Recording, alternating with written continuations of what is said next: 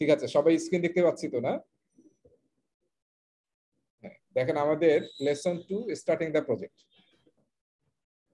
তার মানে আমরা প্রথম যে লেসনটা পড়েছিলাম সেটা আসলে মেইনলি পিপল রিলেটেড ছিল। টিম তৈরি করা, টিমের গ্রাউন্ড রুলস তৈরি করা, তাই না? তারপরে ভিশন সেট করা, লাস্ট টপিক ছিল ভিশন সেট করা, তারপরে ভার্চুয়াল টিম, টিম ট্রেনিং দেওয়া, এই সমস্ত বিভিন্ন জিনিস আমরা দেখেছি।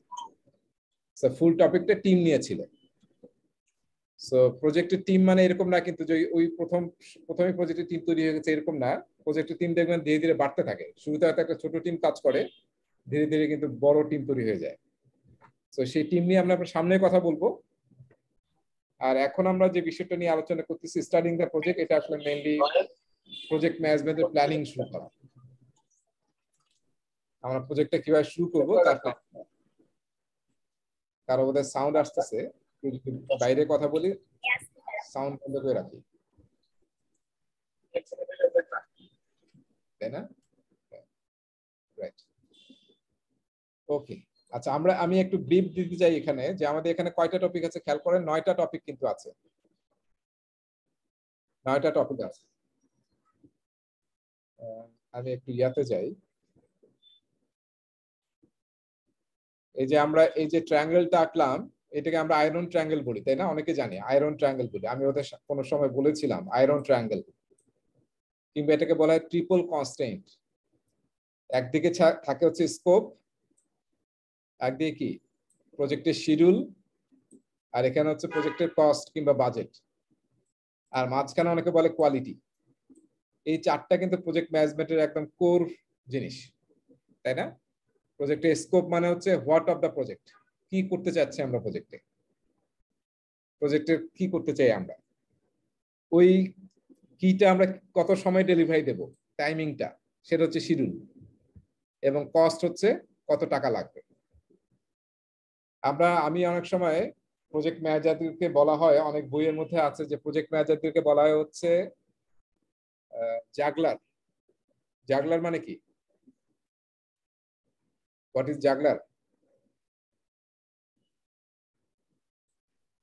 জি স্যার, 3-4টা হ্যাঁ, বোতল নিয়ে যারা খেলা দেখায়। বোতল নিয়ে, বল নিয়ে বা আপেল হ্যাঁ, নিয়ে। আবার বিলিভ ইট নটে দেখবেন যে আরো ডেঞ্জারাস, ওই যে গাছ কাটে সেরকম ইলেকট্রিক করা চলতেছে, এই অবস্থায় ইয়া দেখাচ্ছে, জাগলিং করতেছে। সো প্রজেক্ট ম্যানেজারকে কিন্তু স্কোপ, শিডিউল, কস্ট, এই তিনটা নিয়ে অলওয়েজ জাগল করতে হয়, ব্যালেন্স করতে হয়। আসলে আপনার যদি জাগলারের সার্কাস দেখেন, দেখবেন যে আমরা সবাই দেখতেছি বলগুলো মানে ইয়ার দিকে, বিভিন্ন দিকে তাকাচ্ছি দর্শকরা, কখনো বলের দিকে, কখনো সার্কাস দিয়ে দেখাচ্ছে তার দিকে, কিন্তু যিনি বলটা জাগল করতেছেন ওনার দৃষ্টি কোন দিকে থাকে কেউ খেয়াল করেছেন?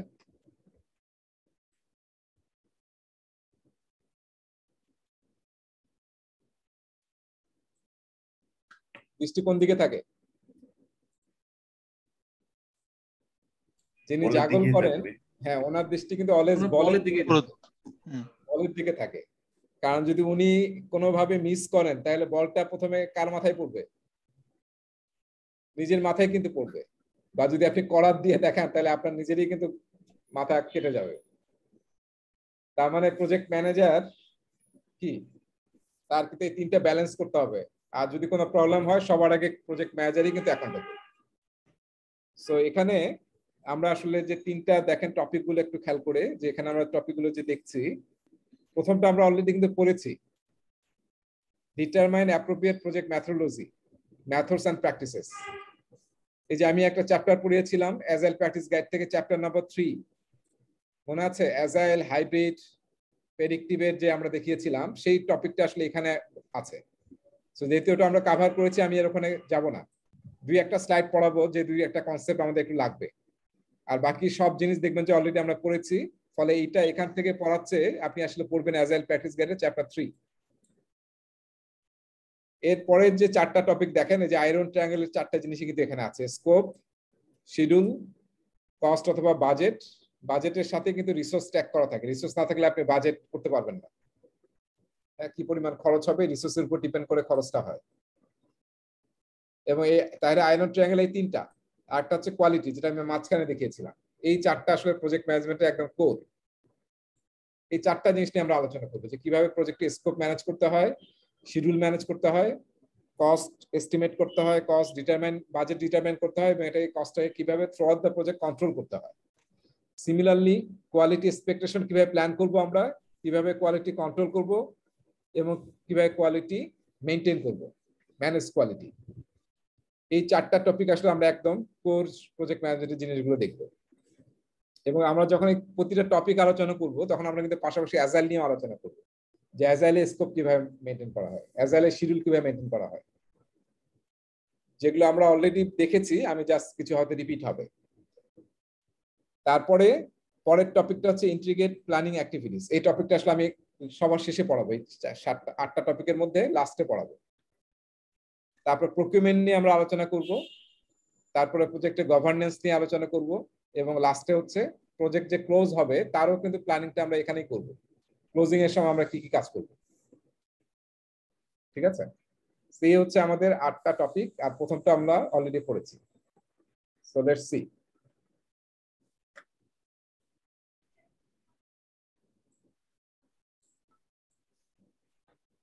সো দেখেন, ডিটারমাইন, এটা আমরা অলরেডি পড়েছি, আমরা জাস্ট একটু চোখ বুলে যাই আর কি, দেখেন এই জিনিসগুলো আমাদের জানা কিনা। বিজনেস কেস নিয়ে কিন্তু আমরা আগে পড়েছিলাম, প্রথম চ্যাপ্টার যখন পড়িয়েছিলাম, যে একটা প্রজেক্ট শুরু হওয়ার জন্য আমরা যে জাস্টিফিকেশন ডকুমেন্টটা তৈরি করি, যেখানে ফাইন্যান্সিয়াল অ্যাপ্রেজাল থাকে, মেইনলি ফাইন্যান্সিয়াল অ্যাপ্রেজাল এবং জাস্টিফিকেশন অফ দ্য প্রজেক্ট, সেটা হচ্ছে বিজনেস কেস। আর এট দ্য সেম টাইম আমরা আরেকটা ডকুমেন্ট তৈরি করি, সেটাকে বলা হয় বেনিফিট ম্যানেজমেন্ট প্ল্যান। হ্যাঁ, সেটা নিয়ে আমরা এখানে দেখবো। আর বিজনেস কেসটা লেখা হয় আসলে বিজনেস নিডস থেকে, যেটাকে আমরা অনেক সময় নিডস অ্যানালিসিস বলি বা ফিজিবিলিটি স্টাডি বলি, সেটা থেকে কিন্তু বিজনেস কেসটা লেখা হয়। এবং এই ছবিটা আগে দেখিয়েছিলাম কিনা আমার মনে নাই, এটা পিএম বক্স 6 সেকশনের ছবি, ফিগারটা দেখেন, যে প্রজেক্ট শুরুর আগে কিন্তু আমরা এই কাজটা করি, যে আমরা কিন্তু এখন প্রজেক্ট শুরু করি নাই, এই যে এখানে আছি, আমাদের এখন শুরু করবে এটা, স্টার্টিং দ্য প্রজেক্ট, এই কাজগুলো আমরা করব। তার আগে কিন্তু আমরা বিজনেস কেসটা তৈরি করি, যেটা নিডস অ্যাসেসমেন্ট কিংবা ফিজিবিলিটি স্টাডি থেকে আমরা তৈরি করি। এবং এট দ্য সেম টাইম আমরা আরেকটা ডকুমেন্ট তৈরি করি, যেটা হচ্ছে বেনিফিটস ম্যানেজমেন্ট প্ল্যান। প্রজেক্ট তো আমাদের নিশ্চয়ই মনে আছে, তাই না? 3টা জিনিস, আউটপুট, প্রজেক্ট কেন করি আমরা, শর্ট টার্ম টার্গেট হচ্ছে আউটপুট তৈরি করা, আর মিড টার্ম টার্গেট হচ্ছে আউটকাম তৈরি করা, আর লং যেটা আমরা ইম্প্যাক্ট তৈরি করতে চাই সেটাকে আমরা বলি বেনিফিট বা ভ্যালু, কিংবা আমরা ইম্প্যাক্ট বলি। হ্যাঁ, সো এই যে বিজনেস কেস এবং বেনিফিট ম্যানেজমেন্ট প্ল্যানে আমরা বলি যে এই বেনিফিটটা যে আমরা বলতেছি আমরা পাবো, আউটকাম, বেনিফিট, এগুলোকে আমরা এখানে ডিফাইন করি এই ডকুমেন্টটাতে। এবং এই বেনিফিটটা কে অ্যাচিভ করবে, কখন বেনিফিটটা অ্যাচিভ হবে, এবং কি কি রিস্ক আসতে পারে যেটার কারণে বেনিফিটটা কমে যেতে পারে বা বেড়ে যেতে পারে, এই সমস্ত জিনিসগুলো এই ডকুমেন্টে থাকে। এই ডকুমেন্ট দুইটা যদি থাকে তাহলে আসলে আমরা অ্যাপ্রুভাল পাই, অ্যাপ্রুভাল দেওয়া হয়, এবং তখনই প্রজেক্ট চার্টার লেখা হয়। আপনাদের খেয়াল আছে কিনা, আমরা লাস্ট যে টপিক করেছিলাম লেসন 1-এর লাস্ট টপিক,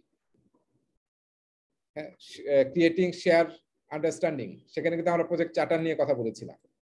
প্রজেক্ট চার্টার মানে হচ্ছে যেটা প্রজেক্টটাকে ফর্মালাইজ করে অফিসিয়ালি প্রজেক্টটা শুরু করার জন্য। ট্রেডিশনাল প্রজেক্টে এটাকে প্রজেক্ট চার্টার বলে, আর অ্যাজাইল প্রজেক্ট এটাকে অনেক সময় অ্যাজাইল প্রজেক্ট চার্টার বলা হয়।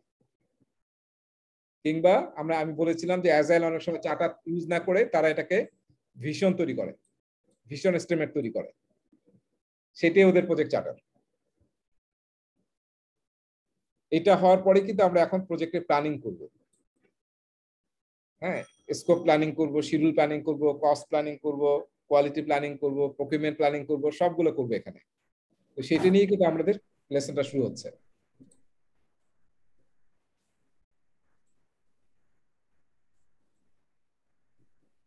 এই যে এই কথাটা এখানে বলতেছে যে আমরা এখন আসলে প্রজেক্ট ইমপ্লিমেন্টেশন প্ল্যান নিয়ে পড়াশোনা করবো এই লেসনে।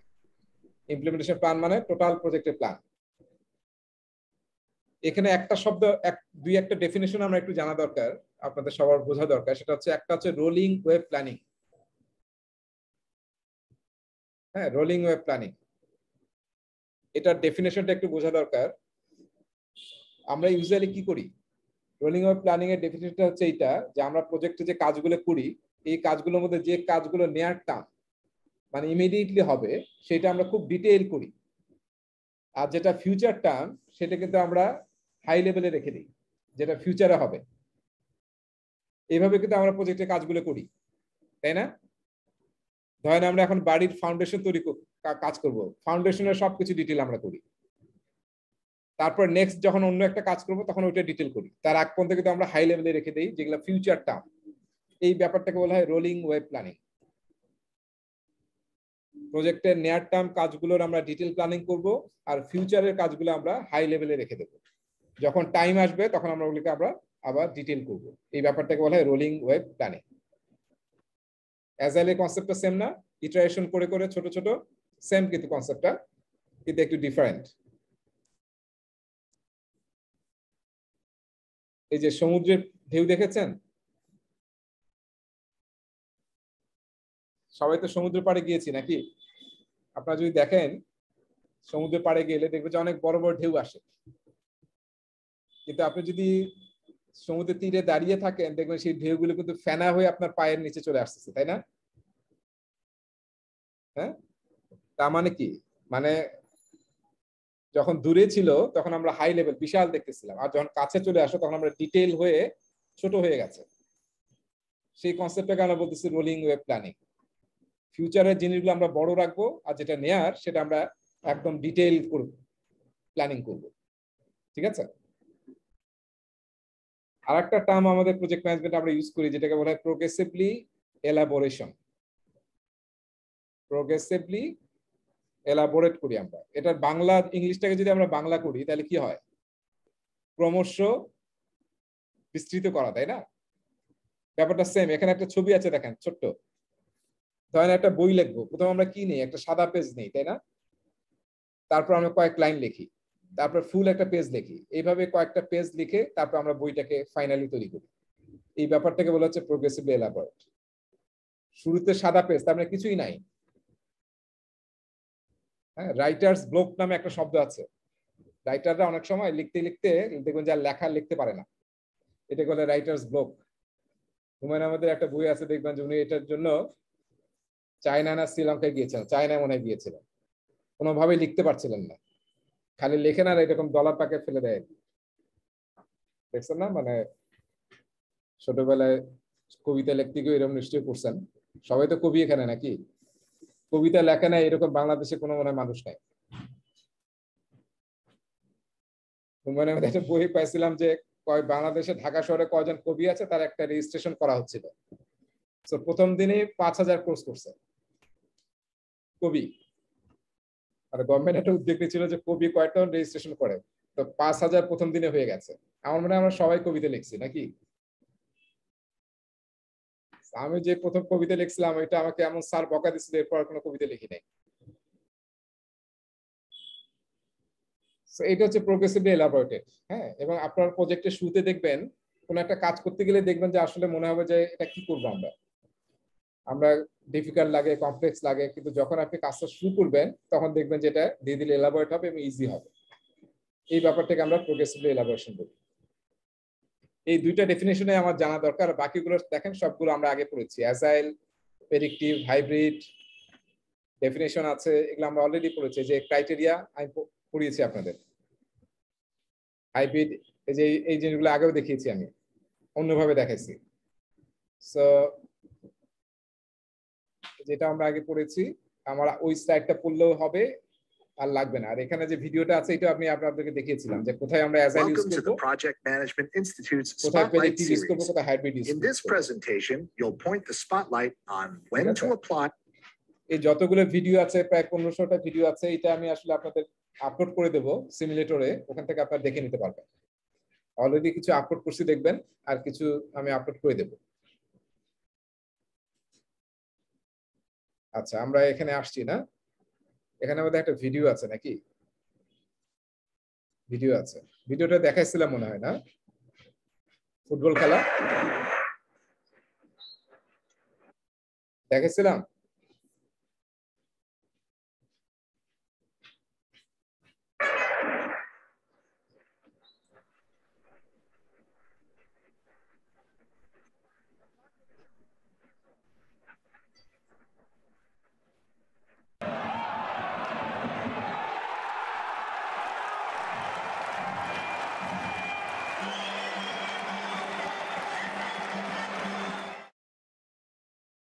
বুঝতে পেরেছি আমরা?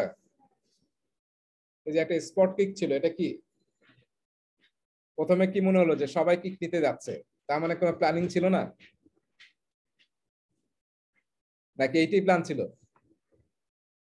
ওইটাই প্ল্যান ছিল। এটাই প্ল্যান ছিল যে সবাই কিক মারতে যাবে, হ্যাঁ, এই এরকম একটা সিচুয়েশনে, তারপরে আসলে অন্য একজন আসলে কিকটা নিবে। ওয়ার্ল্ড কাপ খেলা দেখবেন যে এরকম অনেক ধরনের ট্রিক্স খাটানো হয়, আপনারা দেখেছেন, নিশ্চয়ই নতুন নতুন করা হয়। দেখবেন যে একজন মাঝখানে দাঁড়ায় থাকে, এখানে আমাদের একজন বা দুইজনের নিজের প্লেয়ার দাঁড়িয়ে থাকতে পারে, তাই না? নিয়ম আছে। তো দেখবেন যে একজন হঠাৎ করে পড়ে যায়, পড়ে গেলে ওই দিক দিয়ে কিন্তু কিকটা মেরে দেয়, এরকম হয় আর কি। বা সবাই দেখবেন যে লাভ দিয়ে দিয়েছে, লাভ দিলে নিচ দিয়ে আবার কিক মেরে দেয়, এরকম ঘটনা ঘটে। So this are planning. কেন ভিডিওটা দেখালাম আসলে আপনাদের খেয়াল আছে কিনা, যে আমি যখন পিএম বক্স 6 সেশনের টেবিলটা দেখাচ্ছিলাম, ম্যাট্রিক্স টেবিল, সেই টেবিলে প্ল্যানিং এর কয়টা প্রসেস ছিল কারো মনে আছে? প্ল্যানিং প্রসেস গ্রুপে 24টা মনে হয়। হ্যাঁ 24টা, সবচেয়ে বেশি ছিল। 24, তার মানে আউট অফ 49 24 হচ্ছে প্ল্যানিং প্রসেস। আমরা এখন আসলে পুরো লেসনটা প্ল্যানিং নিয়ে, পিএমআই আসলে প্ল্যানিং এ বেশি প্রাধান্য দিয়েছে আর কি, বা বলেছে যে কিছু করার আগে যাতে আমরা মিনিমাম প্ল্যানিং করি। এটা আসলে খুব ইম্পর্টেন্ট, কারণ আসলে বাংলাদেশে খেয়াল করবেন আমরা প্রজেক্টে কিন্তু একদম ঝাঁপায় পড়ি, কোনো প্ল্যানিং নাই। প্রাইভেট সেক্টরে দেখবেন আজকেই মেইল আসছে যে আজ কালকে দিয়ে কাজ শুরু করো, কোনো প্ল্যানিং এর কোনো সুযোগ নাই, এরকম হয় আর কি। সব সেক্টরে এই অবস্থা আমাদের। সো পিএম বকের বা পিএমআই এর একটা গাইডলাইন হচ্ছে, যাই করো না কেন তার আগে you have to have some plan, সেটা ছোট হোক কিন্তু you have to have a plan. এই জন্য দেখবেন যে ওই 24টা প্ল্যানিং এর, এবং প্রতিটা প্ল্যানিং এই দেখবেন শুরুতে plan scope management, plan schedule management, plan cost management, plan procurement, plan quality, এরকম কিন্তু প্ল্যানিং করতে বলা হয়েছে, হ্যাঁ, প্রায়োরিটি দেওয়ার জন্য, যাতে আমরা এটা মিস না করি। আমরা যে টপিকটা শুরু করতেছি এটা হচ্ছে প্ল্যান এন্ড ম্যানেজ স্কোপ। তার মানে প্রজেক্টে যে স্কোপ সেটা আমরা কিভাবে নির্ধারণ করব, যে আমাদের প্রজেক্টের স্কোপটা কি, কিভাবে একদম ডিটেইল আমরা কনফার্ম হব, এবং সেই স্কোপটা আমরা কিভাবে ডেলিভারি দেব, এবং সেটা through out the life cycle of the project সেটা আমরা কিভাবে ম্যানেজ এবং কন্ট্রোল করব। ঠিক আছে, সেই কাজটা আমরা স্কোপের থ্রুতে করব। স্কোপ মানে কি আসলে? খুব সিম্পলি স্কোপ মানে কি? সীমারেখা, তাই না? বাউন্ডারি সেট করা। তার মানে আমি প্রজেক্টে কি ডেলিভারি দিতে চাই তার বাউন্ডারি সেট করা, এর বাইরে what is in the project and what is not in the project, সেই বাউন্ডারিটা সেট করাই কিন্তু এই স্কোপ ম্যানেজমেন্টের অন্যতম একটা টার্গেট। কারণ কি, বাউন্ডারি যদি সেট না করেন তাহলে কি হবে, যদি স্কোপ চেঞ্জ হয়ে যায়, আমরা একটু আগে যেটা দেখলাম, এই যে এখানে যেটা দেখলাম, এই যে আয়রন ট্রায়াঙ্গেল, তার মানে স্কোপ যদি বেড়ে যায় তাহলে কি ট্রায়াঙ্গেলের এরিয়া কি চেঞ্জ হয়ে যাবে না, এবং ট্রায়াঙ্গেলের অন্য আর্ম কি বাড়বে কমবে না? হ্যাঁ, অন্য সাইড কিন্তু বাড়বে কমবে। তার মানে আমি যদি ঠিকমতো স্কোপটাকে নির্ধারণ করতে না পারি তাহলে কিন্তু আমি কন্ট্রোল, শিডিউল এবং বাজেট কিন্তু কন্ট্রোল করতে পারবো না। ঠিক আছে, সেই চ্যাপ্টারের টার্গেট হচ্ছে যে আমাদের সীমারেখাটা ফাইন্ড আউট করা, কি করতে যাচ্ছি আমরা, এবং সেটা সীমারেখাটা কি, স্কোপটা কি।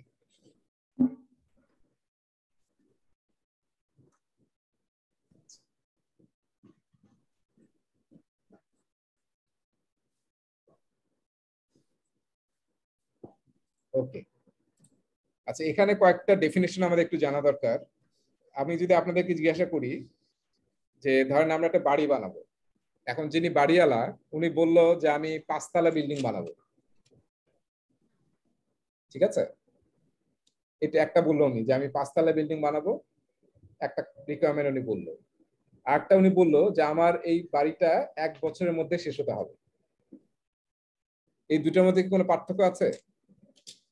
আমি বললাম বাড়ি 5 তলা হবে, আর আমি বললাম যে আমার বাড়িটা 1 বছরের মধ্যে হতে হবে। কে কেউ বলতে পারবেন এই দুটোর মধ্যে পার্থক্য কি? 5 তলা হচ্ছে কি স্কোপ, আর শিডিউল হচ্ছে 1 বছর। এটাও কিন্তু, দুইটাই কিন্তু স্কোপ। শিডিউলটা ঠিক আছে, এটা স্কোপ না যে আমার, এটা একটা রিকোয়ারমেন্ট, কিন্তু কাস্টমার রিকোয়ারমেন্ট না এটা যে 1 বছরের মধ্যে হতে হবে। এখানে খেয়াল করেন খুব একটা ছোট্ট সূক্ষ্ম মানে ডিফারেন্স আছে, সেটাকে আমরা এইভাবে বলি। একটাকে বলি আমরা প্রোডাক্ট রিকোয়ারমেন্ট যেটা ডাইরেক্টলি কাস্টমারের কাছ থেকে আসে, একটা হচ্ছে প্রজেক্ট রিকোয়ারমেন্ট যেটাও কাস্টমারের কাছ থেকে আসে। এই যে আমি একটু আগে যে দুইটা বললাম, দুইটা কোথায় ফেলবেন? প্রোডাক্ট রিকোয়ারমেন্ট কোনটা? বাড়ি, পাঁচতলা বাড়ি, যেটা আমার প্রোডাক্টটার ফিচার বা ফাংশনালিটি। আর প্রজেক্ট রিকোয়ারমেন্ট কি? টাইম ফ্রেম, বছরের মধ্যে করতে হবে, বা বললো যে 6 মাসের মধ্যে আমার 2 তলা হয়ে যেতে হবে। এটা কিন্তু project requirement, not product requirement. ঠিক আছে? পিএমএ আসলে একটু সূক্ষ্ম ডিফারেন্স করছে যে প্রোডাক্ট রিকোয়ারমেন্ট হচ্ছে ওই প্রোডাক্টের ফিচার এবং ফাংশনালিটি, আর প্রজেক্ট রিকোয়ারমেন্ট হচ্ছে এই যে বাকি জিনিসগুলো। যেমন বাড়িওয়ালা কিন্তু বলবে না যে আমাকে তুমি আর্কিটেকচার ডিজাইন দাও। হ্যাঁ, বাড়িওয়ালা কি বলবে যে ধরেন আমাকে বলবে যে আমি এমন ভাবে বাড়ি চাই যাতে বাড়িতে সবসময় আলো থাকে এবং আমি যাতে সবসময় বাতাস পাই। তাহলে এটা কি? Product requirement. এখন প্রজেক্ট রিকোয়ারমেন্ট কি হবে? এই যে বাড়িওয়ালা চাচ্ছে যে সবসময় আলো থাকবে, তার মানে এইটাকে কিন্তু যদি আমি দিতে চাই তাহলে আমার ডিজাইনটা এরকম করতে হবে, আর্কিটেক্টের ডিজাইনটা এরকম হতে হবে, স্ট্রাকচার ডিজাইন এরকম হতে হবে। এটিকে আমরা বলি প্রজেক্ট রিকোয়ারমেন্ট। একটা হচ্ছে ডাইরেক্টলি প্রোডাক্টের সাথে কানেক্টেড, একটা হচ্ছে ওই জিনিসগুলো করার জন্য আমাকে যে কাজগুলো করতে হবে সেটাকে বলা হয় প্রজেক্ট রিকোয়ারমেন্ট। আরো সহজভাবে আরেকটা এক্সাম্পল দেই, যে ধরেন আমাকে বলা হলো একটা ওয়েবসাইট বানাও, তাহলে ওয়েবসাইটের মধ্যে এই মেনু থাকবে, এরকম গ্যালারি থাকবে, তারপরে এই কাজ করতে পারবো আমি। এটা হচ্ছে প্রজেক্ট রিকোয়ারমেন্ট, প্রোডাক্ট রিকোয়ারমেন্ট। আর প্রজেক্ট রিকোয়ারমেন্ট কি? হ্যাঁ, প্রজেক্ট রিকোয়ারমেন্ট হচ্ছে যে ওই যে রিকোয়ারমেন্ট গুলো কাস্টমার চেয়েছে ওইটা দেওয়ার জন্য আমাকে কোডিং করতে হবে, আমাকে টেস্টিং করতে হবে, বিভিন্ন ডকুমেন্টেশন করতে হবে। এগুলিকে আমরা বলি প্রজেক্ট রিকোয়ারমেন্ট। ঠিক আছে? প্রোডাক্ট রিকোয়ারমেন্ট থেকে আসে প্রোডাক্ট স্কোপ, আর প্রজেক্ট রিকোয়ারমেন্ট গুলোকে আমরা তৈরি করি হচ্ছে প্রজেক্ট স্কোপ। ঠিক আছে? এবং এই দুটোর মধ্যে রিলেশনটা হচ্ছে প্রোডাক্ট স্কোপ ডেলিভারি দেওয়ার জন্য যে আমরা যে সমস্ত কাজগুলো করি সেগুলোকে বলা হয় project scope. Product scope delivery দেওয়ার জন্য আমরা যে কাজগুলো করি, যেমন একটা ওয়েবসাইট বানাবো, এটা হচ্ছে ওয়েবসাইটটা হচ্ছে আমার স্কোপ, প্রোডাক্ট স্কোপ। আর ওয়েবসাইট বানানোর জন্য যে আমি ডকুমেন্টেশন করব, কোডিং করব, ডিজাইন করব, টেস্টিং করব, এগুলো হচ্ছে প্রজেক্ট স্কোপ। এই দুইটাই কম্বাইন করি আসলে প্রজেক্ট সাকসেসফুল হয়। কিন্তু একটু মনে রাখতে হবে যে আমরা ইন্ডাস্ট্রিতে আসলে দুইটাকে আলাদা করি না। আমরা প্রজেক্ট স্কোপ বলতেই আসলে দুইটাই বুঝি, প্রোডাক্টও বুঝি প্লাস প্রজেক্টও বুঝি, এবং এটাই ঠিক আছে, কোনো সমস্যা নাই আমাদের আন্ডারস্ট্যান্ডিং এ। কিন্তু পিএমএ একটু আলাদা করছে, সেটা আমি আপনাদেরকে বলে দিলাম।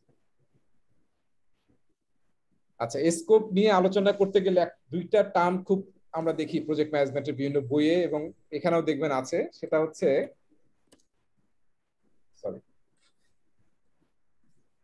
হচ্ছে স্কোপ ক্রিপিং। এই টার্মটার সাথে আমাদের পরিচয় আছে? এই দুটা টার্ম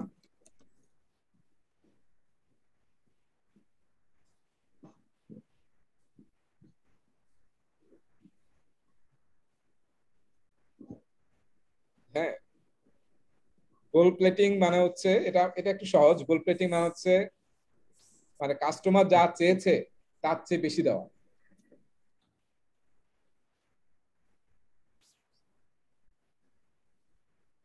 হ্যাঁ, তার মানে আমি যদি একটু ড্র করি, মাউসটা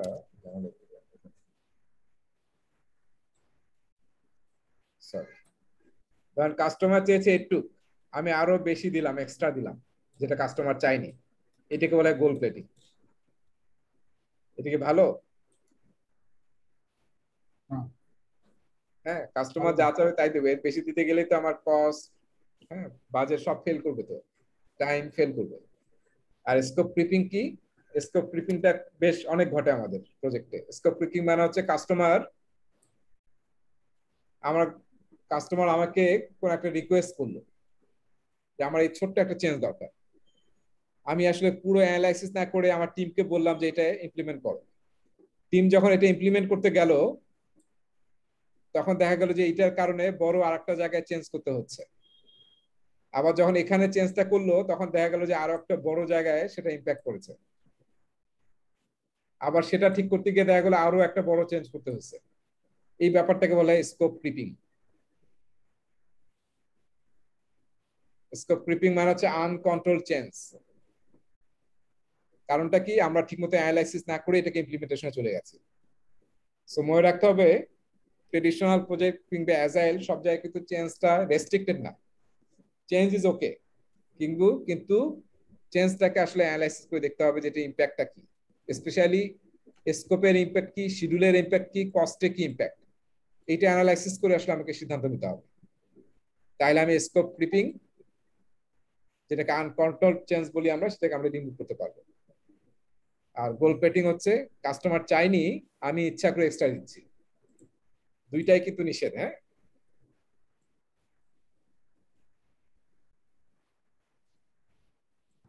আচ্ছা সরি। এবার আসেন আমরা একটা জিনিস দেখি যে আসলে আমরা যখন কাস্টমারের মানে স্কোপ প্রজেক্টের স্কোপ নিয়ে কাজ করব তখন আসলে আমরা কয়েকটা স্টেপস ফলো করি। হ্যাঁ, প্রথম স্টেপ হচ্ছে কালেক্ট রিকোয়ারমেন্টস। কাস্টমার কি চাচ্ছে সেটাকে আইডেন্টিফাই করা, যেটাকে আমি একটু আগে বললাম প্রোডাক্ট রিকোয়ারমেন্ট এবং প্রজেক্ট রিকোয়ারমেন্টস। কাস্টমার কি চায় সেটা রিকোয়ারমেন্ট গুলোকে ক্যাপচার করা, গ্যাদার করা, এটাকে বলি আমরা কালেক্ট রিকোয়ারমেন্টস। এটাকে একটু সুন্দর করে পিএমআই এখন লিখেছে শব্দটা এরকম, এলিসিটেশন, এলিসিটেড রিকোয়ারমেন্ট। এলিসিট শব্দটার মানে হচ্ছে মানে টেনে বের করা। কালেক্ট মানে কি, আমি কালেক্ট করলাম। আর এলিসিট মানে কি, এলিসিটেড মানে হচ্ছে কাস্টমার কি চাচ্ছে এটা একদম ঠিক মতো বের করে নিয়ে আসা, যাতে আমরা বুঝতে পারি রিকোয়ারমেন্টটা কি কাস্টমারের। এই কালেক্ট রিকোয়ারমেন্ট করার পরে পিএমআই যেটা সাজেস্ট করে যে এটা করার পরে আমাদেরকে যেটা করতে হবে, এটা আমরা একটা ডকুমেন্টে লিখবো। এটাকে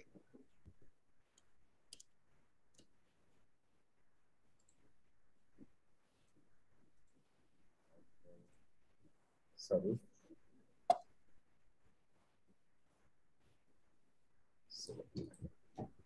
আমি এটা একটু বড় করবো, আসলে বড় করলাম।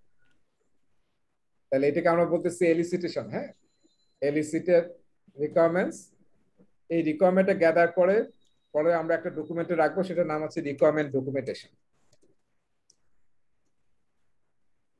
ঠিক আছে, সব রিকোয়ারমেন্ট গুলো আমরা এই ডকুমেন্টে রাখবো। এরপরে আমরা কি করি, এরপরে আমরা যে স্টেপটা ফলো করি সেটা হচ্ছে ডিফাইন স্কোপ। হ্যাঁ, ডিফাইন স্কোপ মানে আমরা যে রিকোয়ারমেন্ট ডকুমেন্টটা পেলাম সেইটাকে আমরা রিফাইন করে, হ্যাঁ, আমরা স্কোপ তৈরি করবো, ফাইনাল স্কোপ তৈরি করবো। মানে এটা কি, মানে হচ্ছে রিকোয়ারমেন্ট যখন আপনি গ্যাদার করবেন কাস্টমার কাছে, দেখবেন যে নানান ধরনের রিকোয়ারমেন্ট আসবে যেটা একটার সাথে একটা সুপারসেট করে, যেটা আপনি বুঝতেছেন যে এই একটা জিনিস দিলেই তার তিনটা রিকোয়ারমেন্ট ডেলিভারি হয়ে যাবে। ওই যে একটা জিনিসকে আইডেন্টিফাই করা, এটাকে আমরা বলতেছি ডিফাইন স্কোপ। এর সাথে হচ্ছে যে আমরা যে রিকোয়ারমেন্টটা গ্যাদার করলাম সেই রিকোয়ারমেন্টটা ডেলিভারি দেওয়ার জন্য আমার যে যে কাজ করতে হবে সেই কাজগুলোকে আইডেন্টিফাই করা হচ্ছে আমার ডিফাইন স্কোপ। ঠিক আছে, এখানে আসলে আমরা মেইনলি আইডেন্টিফাই করি কি কি ডেলিভারেবল কাস্টমার চাচ্ছে, ডেলিভারেবলস গুলো কি কি, তারপর হচ্ছে অ্যাকসেপ্টেন্স ক্রাইটেরিয়া কি হবে প্রতিটা ডেলিভারেবলের, অ্যাকসেপ্টেন্স ক্রাইটেরিয়া, এই জিনিসগুলো আমরা এখানে নির্ধারণ করি।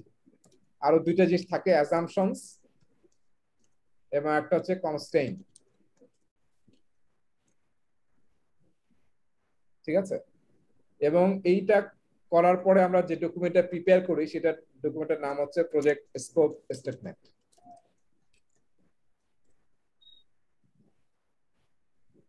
ঠিক আছে,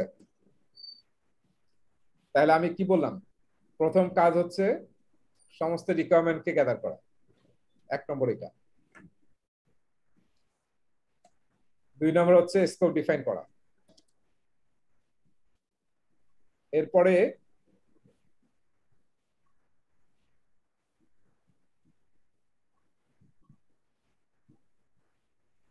তিন নম্বর হচ্ছে ডাব্লিউবিএস তৈরি করা, ক্রিয়েট ডাব্লিউবিএস।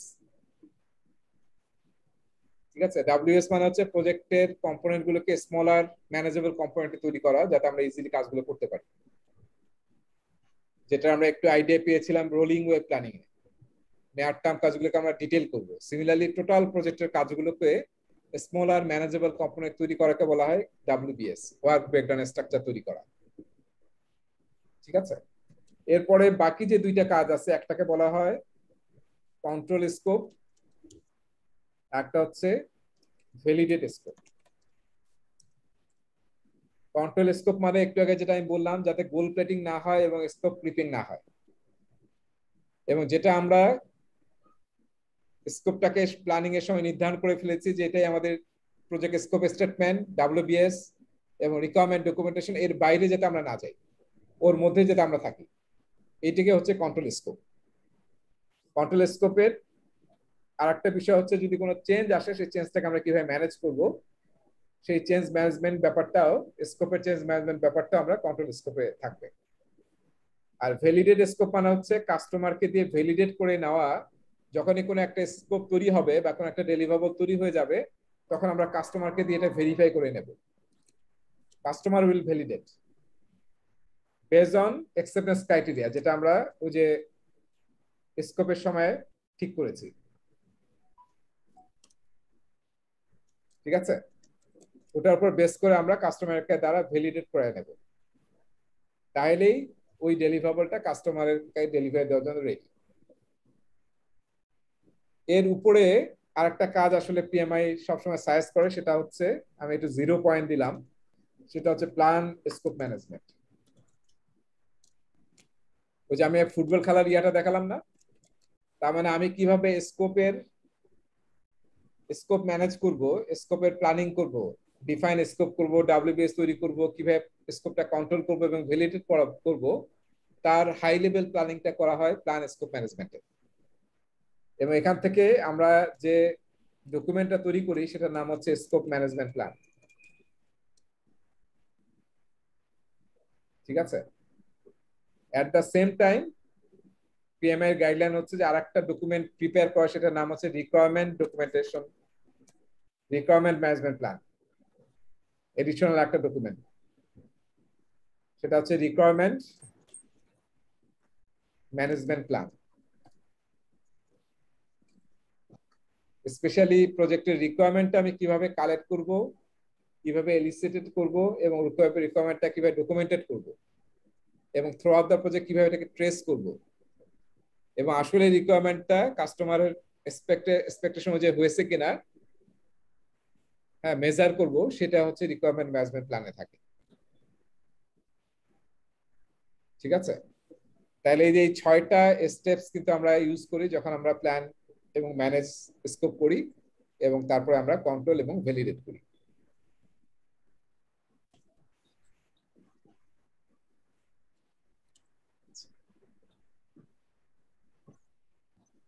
আমি একটু ক্লিয়ার করে দিলাম।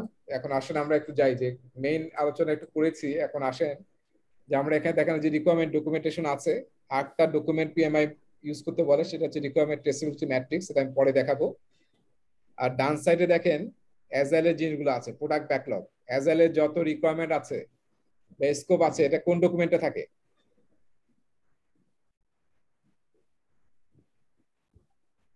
প্রোডাক্ট ব্যাকলগে থাকে, তাই না? প্রোডাক্ট ব্যাকলগে থাকে, তো সেই জন্য এটাকে বলে প্রোডাক্ট ব্যাকলগ। আর ট্রেডিশনাল প্রজেক্টে আসলে আমরা রিকোয়ারমেন্ট ডকুমেন্টেশন ইউজ করি, তারপরে স্কোপ স্টেটমেন্ট ইউজ করি, ট্রেসেবিলিটি ম্যাট্রিক্স ইউজ করি, এই ধরনের নানান ডকুমেন্ট ইউজ করি। কিন্তু অ্যাজাইল এর মতো একটাই ডকুমেন্ট ইউজ করা হয়, সেটার নাম হচ্ছে প্রোডাক্ট ব্যাকলগ। অ্যাজাইলের ডকুমেন্ট বলা হয় না, বলা হয় আর্টিফ্যাক্টস। এবং দেখেন নিচে এখানে লেখা আছে স্কোপ ম্যানেজমেন্ট প্ল্যান এবং রিকোয়ারমেন্টস ম্যানেজমেন্ট প্ল্যান।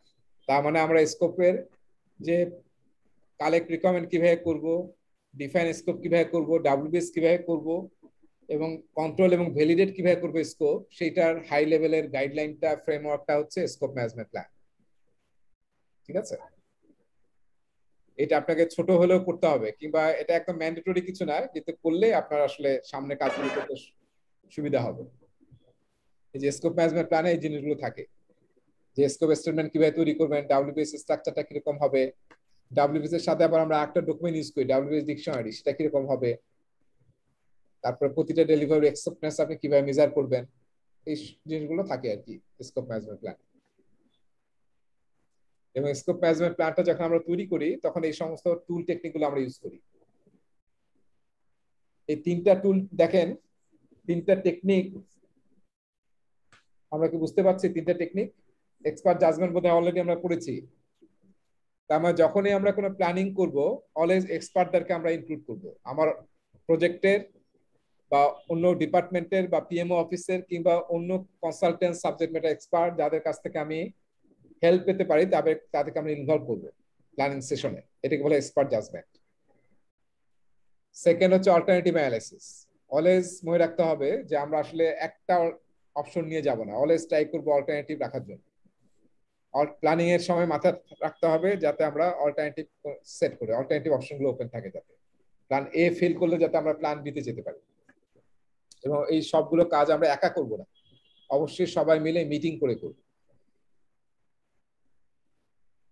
সো সব প্ল্যানিং এ এই তিনটা কমন টুল আসলে আমরা সব প্ল্যানিং এটা ইউজ করতে পারি। ঠিক আছে?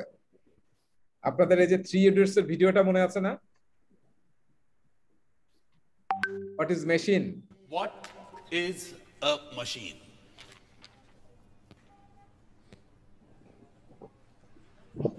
आप मुस्कुरा क्यों रहे हैं?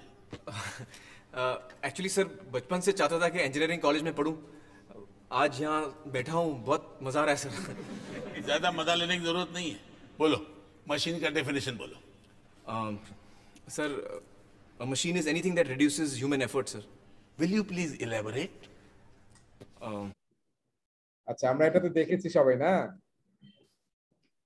এটা আসলে আমি বলতে যাচ্ছি এটা যে আসলে আমাদের এখানে কিন্তু অনেকগুলো ডেফিনিশন আছে, কোনো ডেফিনিশন কিন্তু মুখস্থ করার দরকার নেই। হ্যাঁ, এই যে আমির খান যেভাবে ডেফিনিশনটা দিয়েছে মেশিন আসলে কি, ডেফিনিশনটা মিনিংটা কি, কনসেপ্টটা কি, ওটা বুঝতেই হবে, কোনো মুখস্থ করার দরকার নেই, সাইলেন্সারের মতো মুখস্থ করার দরকার নেই। হ্যাঁ,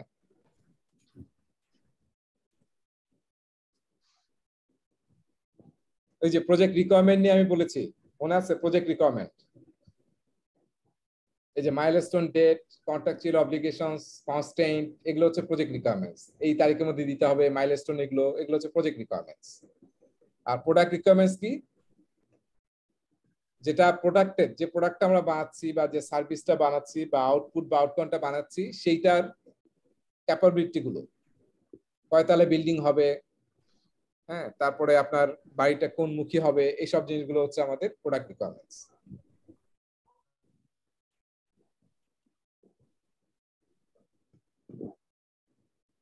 ঠিক আছে? প্রজেক্ট চার্টার আমরা বলেছিলাম, প্রজেক্ট চার্টারে কিন্তু সবকিছু হাই লেভেল থাকে, high level requirement, high level scope থাকে। আমরা এখন কিন্তু ডিটেইল স্কোপিং করব। ওই রিকোয়ারমেন্ট থেকে কিন্তু আমরা স্কোপে আসতেছি, প্রোডাক্ট রিকোয়ারমেন্ট থেকে প্রোডাক্ট স্কোপ। ডেফিনিশনটা দেখেন, the feature and functions that characterize a product, service or result. যে প্রোডাক্টটা বানাচ্ছেন তার ফিচার এন্ড ফাংশনালিটি, এটাকে আমরা বলি হচ্ছে প্রোডাক্ট স্কোপ। ঠিক আছে? একটা ওয়েবসাইটে কি কি মেনু থাকবে, হ্যাঁ, কি কি ফাংশনালিটি থাকবে, কে কিরকম অ্যাক্সেস পাবে, কার কোন রোল থাকবে, এই জিনিসগুলো হচ্ছে প্রোডাক্ট স্কোপ। আর এই প্রোডাক্ট স্কোপে ডেলিভারি দেওয়ার জন্য আমরা যে কাজগুলো করব, কোডিং করা, ডকুমেন্টেশন করা, টেস্টিং করা, এগুলোকে আমরা বলি প্রজেক্ট স্কোপ। কিন্তু আমরা ইন্ডাস্ট্রিতে এই দুইটাকে মিলেই বলি হচ্ছে প্রজেক্ট স্কোপ। এই জন্য দেখেন লাস্টে লেখা আছে এখানে, প্রজেক্ট স্কোপ মে ইনক্লুড প্রোডাক্ট স্কোপ। ঠিক আছে? সো আমরা প্রেডিক্টিভে আমরা স্কোপে স্টেটমেন্ট ইউজ করব, তারপর ডাব্লিউবিএস ইউজ করব, ডাব্লিউবিএস ডিকশনারি ইউজ করব। আর অ্যাজাইলে আমরা একটাই ইউজ করি, সেটা হচ্ছে প্রোডাক্ট ব্যাকলগ। ঠিক আছে? অলরাইট,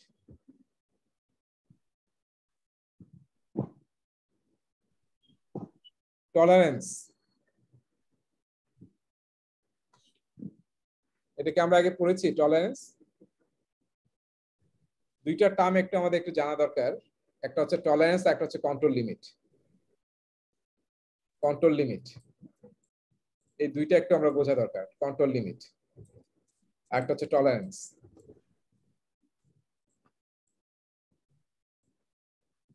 কেউ জানেন যে ডাক্তার কখন বলে নাপা খেতে?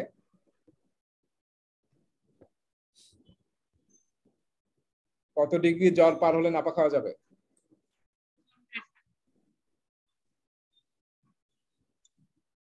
100 ডিগ্রি। 100 ডিগ্রি, তাই না? আগে আমরা কিন্তু একটু জ্বর হলে খেয়ে ফেলতাম, এখন দেখবেন খুবই আমরা অনেক সাবধান হয়ে গেছি। ডাক্তাররা বলতেছে যে যখন তখন এসব নাপা টাপা খাওয়া যাবে না, কিডনি এবং অনেক কিছুতে এটা ইম্প্যাক্ট ফেলে। তার মানে 100 ডিগ্রির পরে গেলেই আপনি কি হবে, নাপা খেতে হবে আর কি। তার মানে আপনার কন্ট্রোল লিমিট হচ্ছে 98 থেকে কি 100 এর মধ্যে যদি থাকে তাহলে it is in your scope. যখন এই কন্ট্রোল লিমিটটা পার হয়ে যাবে দ্যাট মিন্স টলারেন্স এক্সিড হয়ে গেছে, তখন আপনি নাপা খাবেন। ঠিক আছে? তার মানে 98 থেকে 100 হচ্ছে আপনার লিমিট দেওয়া ছিল, এর বাইরে গেলে এক্সেপশন হয়েছে, টলারেন্স ব্রেক হয়েছে, then you have to have নাপা। সো প্রজেক্ট ম্যানেজমেন্টের ভাষায় কি, এটাকে আমরা অনেক সময় বলি ম্যানেজমেন্ট বাই এক্সেপশন।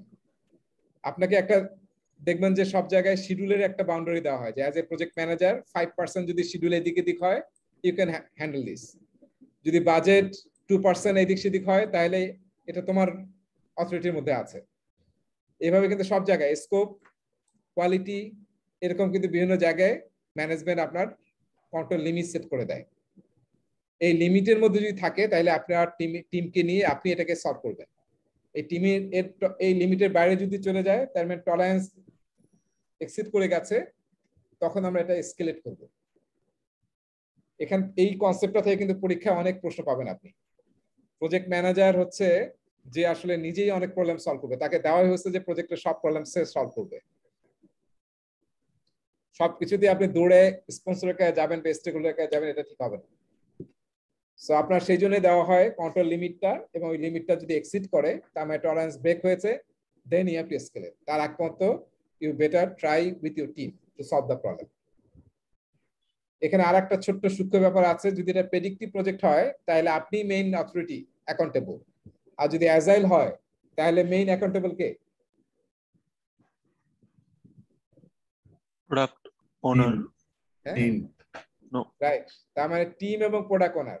যদি বিজনেস রিলেটেড কিছু হয়, বেনিফিট বা ভ্যালু রিলেটেড, তাহলে প্রোডাক্ট ওনার মেইন অ্যাকাউন্টেবল। আর যদি কাজ রিলেটেড হয় তাহলে হচ্ছে team accountable, not team lead কিংবা প্রজেক্ট ম্যানেজার কিংবা স্ক্রাম মাস্টার ইন অ্যাজাইল। ঠিক আছে? এই দুই তিনটা জিনিস একটু মাথায় রাখবেন, পরীক্ষায় অনেক প্রশ্ন সলভ হবে।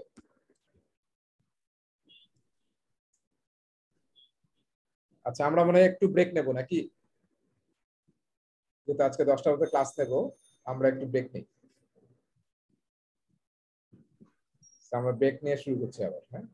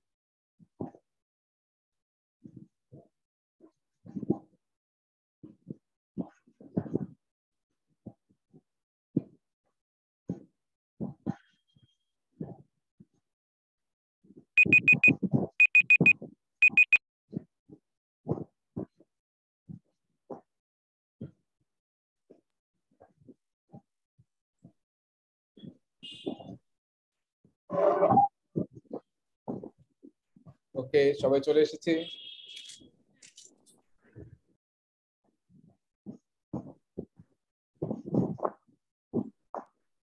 আসুন, তাহলে আমরা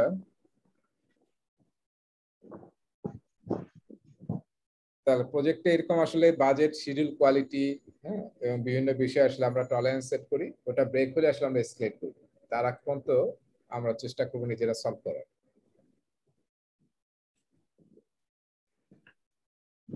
এটা কি এক্সট্রা নাকি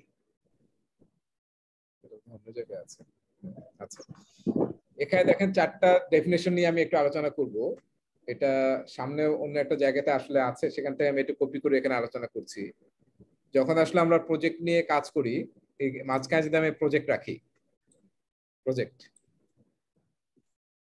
তাহলে প্রজেক্ট একটা অর্গানাইজেশনে কাজ করে, তাই না? একটা গভর্নমেন্ট অর্গানাইজেশন কিংবা প্রাইভেট সেক্টরে একটা প্রজেক্ট কাজ করে। এই প্রজেক্টটা একটা অর্গানাইজেশনের ভিতর থাকে, একটা অর্গানাইজেশনের ভিতরে। আবার এই অর্গানাইজেশনটা কি আছে? একটা দেশের ভিতরে না? একটা দেশের ভিতরে আছে। আবার এই দেশটা কোথায় আছে? গ্লোবাল, পুরো ওয়ার্ল্ডের মধ্যে আছে, ওয়ার্ল্ড। তার মানে এই যে প্রজেক্ট, এই প্রজেক্টকে কি কি অর্গানাইজেশনের বিভিন্ন কিছু এই প্রজেক্টে ইম্প্যাক্ট ফেলবে না, ইনফ্লুয়েন্স ফেলবে না? অর্গানাইজেশনের স্ট্রাকচার, অর্গানাইজেশনের কালচার, অর্গানাইজেশনের ক্যাপাবিলিটি, এই সব জিনিসগুলোর ইম্প্যাক্ট আছে প্রজেক্টে, আছে না? সবাই শুনতে পাচ্ছি তো না? আবার হ্যাঁ, আবার দেখেন এই অর্গানাইজেশনটা একটা দেশের মধ্যে, তার মানে দেশের রেগুলেশনস, রুলস, তারপর হচ্ছে পলিটিক্যাল কন্ডিশন, ওয়েদার, জিওগ্রাফি, এই সবগুলো কিন্তু ইম্প্যাক্ট আছে, ইনফ্লুয়েন্স আছে কান্ট্রি। সিমিলারলি ওয়ার্ল্ডের মধ্যে এই যে কোভিড সিচুয়েশন, এটা কার পুরো ওয়ার্ল্ডের ইম্প্যাক্ট না? এটা প্রজেক্টে ইম্প্যাক্ট ফেলবে না? ওয়ার্ল্ড ইকোনমি, ডলারের ভ্যালু চেঞ্জ হয়ে যাচ্ছে, এই সবকিছুর কিন্তু ইম্প্যাক্ট আছে প্রজেক্টে। এই ব্যাপারটাকে বলা হয় ইনফ্লুয়েন্স। প্রজেক্টে অর্গানাইজেশনের ভিতরের এবং বাইরের অনেক জিনিস ইনফ্লুয়েন্স ফেলে। এই ইনফ্লুয়েন্সকে দুই ভাগে ভাগ করা যায়। একটা হচ্ছে এন্টারপ্রাইজ এনভায়রনমেন্টাল ফ্যাক্টর, এটাকে সংক্ষেপে ইএফ বলা হয়, যেটা এখানে দেখতে পাচ্ছেন আপনারা। আর একটা হচ্ছে ওপিএ বলা হয়, অর্গানাইজেশনাল প্রসেস অ্যাসেট, যেটা অর্গানাইজেশনের ভিতরের। এই দুইটাকে যদি আমি একটু ইয়াতে যাই, আমার মনে হয় হোয়াইট বোর্ডে গেলে একটু ভালো হবে। জাস্ট এটা আমরা এক জায়গায় এক্সপ্লেন করবো, এরপরে আর এক্সপ্লেন করবো না, এটা অনেক জায়গায় দেখবেন এই দুইটা টার্ম আসবে। তাহলে আমরা কি বললাম? ইনফ্লুয়েন্স। ইনফ্লুয়েন্সকে দুই ভাগে ভাগ করা যায়, একটা হচ্ছে ইএফ, এন্টারপ্রাইজ এনভায়রনমেন্টাল ফ্যাক্টর, একটা কি ওপিএ, অর্গানাইজেশনাল প্রসেস অ্যাসেট।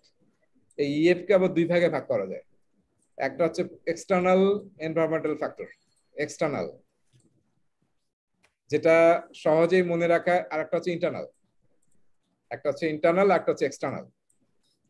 এক্সটার্নাল কে সহজে মনে রাখার জন্য একটা টার্মিনোলজি আপনারা ইউজ করতে পারেন, অ্যাক্রোনিয়াম, সেটা হচ্ছে পেস্টেল।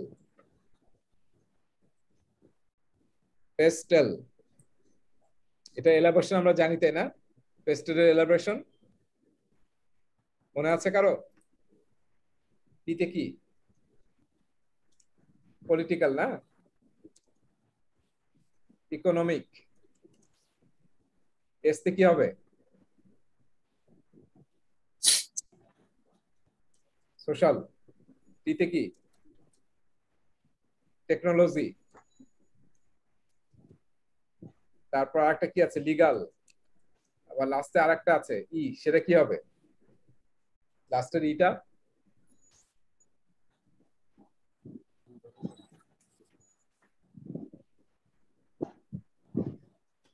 এনভায়রনমেন্টাল। এই কয়েকটা জিনিসের কি ইম্প্যাক্ট আছে প্রজেক্টে? আছে না? এক্সটার্নাল ফ্যাক্টর, ঠিক আছে, এক্সটার্নাল ফ্যাক্টর। আর ইন্টারনাল ফ্যাক্টর কোনগুলো? ইন্টারনাল ফ্যাক্টর হচ্ছে যেমন এগুলো হচ্ছে আসলে অর্গানাইজেশনের ভিতরের, যেমন অর্গানাইজেশনের কালচার, অর্গানাইজেশনের ভিশন, ভ্যালুস, প্রিন্সিপালস, তারপরে হচ্ছে আমার এইচআর এর ক্যাপাবিলিটি, তারপর হচ্ছে হায়ারার্কি, অর্গানোগ্রাম, যেটা যেমন আর্মিতে হায়ারার্কি এক ধরনের, পাবলিক সেক্টরে আরেক ধরনের, প্রাইভেট সেক্টরে আরেক ধরনের। এগুলিকে আমরা বলি ইন্টারনাল এন্টারপ্রাইজ এনভায়রনমেন্টাল ফ্যাক্টর। ঠিক আছে? এক্সটার্নাল একদম যেটা আমাদের পুরো কন্ট্রোলের বাইরে, আর এটা হচ্ছে অর্গানাইজেশনের ভিতরের। এরপরে ওপিএ কেও দুই ভাগে ভাগ করা যায়। একটাকে বলা হয় পিপিপি, জাস্ট মনে রাখার জন্য পিপিপি, একটা বলা হয় হচ্ছে কর্পোরেট নলেজ বেস, বা আমি সংক্ষেপে লিখলাম নলেজ কেবি, নলেজ বেস। হ্যাঁ, নলেজ বেস মানে কি? তার মানে আমরা আগে এই ধরনের প্রজেক্ট করে যে এক্সপিরিয়েন্স গুলো গ্যাদার করেছি, যে নলেজ গুলো গ্যাদার করেছি, সেইটার কিন্তু একটা ইম্প্যাক্ট আছে আমাদের প্রজেক্টে। যদি আপনি কোনো একটা প্রজেক্ট শুরু করেন যেটার আগে কখনোই করেন নাই, আপনার অর্গানাইজেশনে কেউ করে নাই, সেটা কিন্তু চ্যালেঞ্জ ডিফারেন্ট। আর আপনি অলরেডি 10 বার এই ধরনের কাজ করে আসছেন, চ্যালেঞ্জটা কিন্তু আপনি অনেক লেস ফিল করবেন। সেটাকে বলা হয় কর্পোরেট নলেজ বেস। আর পিপিপি মানে হচ্ছে process, procedure, policy, guideline, framework, governance, anything অর্গানাইজেশনের ভিতরের process, policy, procedure, guideline, framework, governance, যেটা প্রজেক্টের initiation, planning, execution, monitoring, control এবং ক্লোজিং এর ব্যাপারে গাইডলাইন দেয়, সেই পলিসি, প্রসেস, প্রসিডিউরকে বলা হয় অর্গানাইজেশন প্রসেস অ্যাসেটের পিপিপি। ঠিক আছে, বুঝতে পেরেছি? এখন আমাকে বলেন এইটার মধ্যে আর এইটার মধ্যে পার্থক্য কি?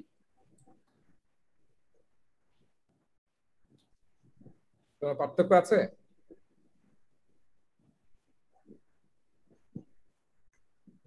এই দুটার পার্থক্য অনেকে স্ট্রাগল করে।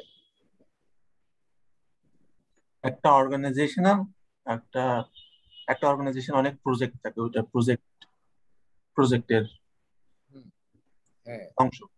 রাইট। এইটুক হচ্ছে আপনার টোটাল অর্গানাইজেশনের, প্রজেক্টের সাথে কোনো রিলেশন নাই। পুরো অর্গানাইজেশনের গভর্নেন্স, পুরো অর্গানাইজেশনের ভিশন, পুরো অর্গানাইজেশনের কালচার, নট প্রজেক্ট রিলেটেড। আর এইটা যেটা আমরা বলতেছি, এটা হচ্ছে ডাইরেক্টলি প্রজেক্টের কোনো গাইডলাইন যদি থাকে কিভাবে প্রজেক্ট ম্যাচ করতে হবে। সরকারি জায়গায় পিপিআর ফলো না করে কোনো কাজ করা যায় না প্রজেক্টের, এর বাইরে আপনি কিছু করতে পারবেন না। এইটা হচ্ছে গভর্নমেন্ট তো একটা বিশাল অর্গানাইজেশন, তাই না? গভর্নমেন্টের ওপি হচ্ছে পিপিআর। এরকম প্রাইভেট সেক্টরে যারা অনেক এস্টাবলিশ, তাদের নিজস্ব কিন্তু প্রজেক্ট ম্যানেজমেন্টের গাইডলাইন আছে, গভর্নেন্স আছে, ওইটা আপনি ফলো করবেন প্রজেক্টে যখন সব কাজগুলো করবেন। সো এইটা হচ্ছে ওভারঅল অর্গানাইজেশনের প্রসেস, প্রসিডিউর, পলিসি, গভর্নেন্স, আর এটা হচ্ছে প্রজেক্ট রিলেটেড। এটা আসলে মেইন সূক্ষ্ম পার্থক্য দুইটার মধ্যে। তাহলে আমরা বুঝতে পেরেছি, তাই না? ইনফ্লুয়েন্স কে দুই ভাগে ভাগ করা যায়, ইএফ এবং ওপিএ। ইএফ কে দুই ভাগে, ইন্টারনাল, এক্সটার্নাল, আর ওপিএ কে দুই ভাগে ভাগ করা যায়, পিপিপি, আরটা হচ্ছে কর্পোরেট নলেজ বেস। এবার দেখেন নেক্সট কয়েকটা স্লাইডে এই ব্যাপারটাই আলোচনা আছে। সো আমি আপনারা দেখে নিলে বুঝতে পারবেন। এই যে দেখবেন যেখানে ডেফিনেশন আছে, হ্যাঁ, ওপিএ ডেফিনেশন আছে। এখানে যে ইনফ্লুয়েন্স কিছু ফেভার করবে আপনার প্রজেক্টে, আর কিছু আনফেভার করবে। কোভিড আমাদের সবকিছুকে আনফেভার করছে, তাই না? আবার অনেকে আবার ফেভার করছে কিন্তু, যেমন জুম বিলিয়নিয়ার হয়ে গেছে, এরকম কিন্তু অনেকেই বিলিয়নিয়ার হয়ে গেছে। আবার অনেকে না খেয়ে, হ্যাঁ, না চিকিৎসা পেয়ে মারাও গেছে। সো ইনফ্লুয়েন্স দুই প্রকার, পজিটিভ হতে পারে, ফেভারেবল কিংবা আনফেভারেবল। এন্টারপ্রাইজ এনভায়রনমেন্টাল ফ্যাক্টরকে দুই ভাগে ভাগ করা যায়। ওই যে দেখেন আমি যেগুলো বললাম, ইন্টারনাল আবার এক্সটার্নাল। ঠিক আছে? এটা কিন্তু পিএম বক্স 7 এডিশনের মধ্যেও কিন্তু আছে, ওখান থেকে পড়ে নিয়ে 6th এডিশনে পড়ার দরকার নেই, বা এখানে যা আছে তা পড়লেই হবে। ওপিএ যেখানে যে প্রসেস, পলিসি, প্রসিডিউর, পিপিপি যেটা আমি বলতেছিলাম, হ্যাঁ, আর একটা হচ্ছে অর্গানাইজেশন নলেজ বেস। ঠিক আছে?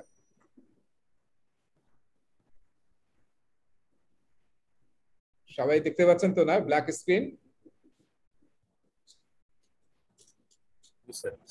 হ্যাঁ, তাহলে আমরা এখন এতক্ষণ আলোচনা করলাম হচ্ছে স্কোপ ম্যানেজমেন্ট প্ল্যান নিয়ে, হ্যাঁ, এবং আরো কিছু রিলেটেড কিছু দেখলাম আমরা যে প্ল্যান তৈরি করার সময় কয়েকটা টুল ইউজ করা যায়, এবং আমরা এন্টারপ্রাইজ ইনভেন্টরি ফ্যাক্টর এবং ওপিএ এই দুইটা কেন আলোচনা করলাম। প্রজেক্ট ম্যানেজমেন্টের এমন কোনো জায়গা নাই যেখানে ওই দুইটার ইনফ্লুয়েন্স নাই, ইএফ এবং ওপিএ আছে কিনা। ফলে আপনি প্রজেক্টে যখনই কোনো কাজ করবেন অবশ্যই এই জিনিসগুলোকে কনসাল্ট করে কাজ করতে হবে। ওটাকে স্কিপ করে কাজ করলে কিন্তু আপনি কিন্তু ডিফিকাল্টির মধ্যে পড়বেন সাংঘাতিক ভাবে। ঠিক আছে, পিপিআর এ একটু যদি গোলমাল করে আপনি কোনো কিছু করেন, আপনার চাকরি নাই, কঠিন অবস্থায় পড়ে যাবে। সো এবার আসেন আমরা কালেক্ট রিকোয়ারমেন্টে আসছি, যে আমরা কিভাবে কাস্টমারের কাছ থেকে রিকোয়ারমেন্ট গ্যাদার করে যাতে কোনো গ্যাপ না থাকে, হ্যাঁ, সেটাকে আমরা বলতেছি কালেক্ট রিকোয়ারমেন্ট। তার যে টুলস টেকনিক গুলো আছে সেটা নিয়ে আমরা আলোচনা করব। এখানে প্রায় 16 থেকে 18টা টুলস এর কথা আছে, কিভাবে আমরা রিকোয়ারমেন্ট গ্যাদার করি বা স্কোপটাকে একদম আইডেন্টিফাই করি। ঠিক আছে, সো প্রথম যে টুলটা সবচেয়ে কমনলি ইউজ হয় সেটা হচ্ছে ডকুমেন্ট অ্যানালাইসিস করা। এক্সিস্টিং ডকুমেন্ট গুলো আমরা স্টাডি করি, কালেক্ট করি এবং স্টাডি করি, করে আমরা রিকোয়ারমেন্ট গুলোকে বোঝার চেষ্টা করি, সেটা হচ্ছে ডকুমেন্ট অ্যানালাইসিস। এটাকে নট ফর প্রফিট অর্গানাইজেশনে বা ডোনার ফান্ডেড প্রজেক্টে এটা অনেক সময় বলা হয় ডেস্ক রিভিউ। ডেস্ক রিভিউ তার মানে ডকুমেন্ট গুলো নিয়ে আপনি এই যে ডকুমেন্ট, এগুলো কি সেকেন্ডারি ডাটা নাকি প্রাইমারি ডাটা? কোন যদি ডকুমেন্ট রিভিউ করেন,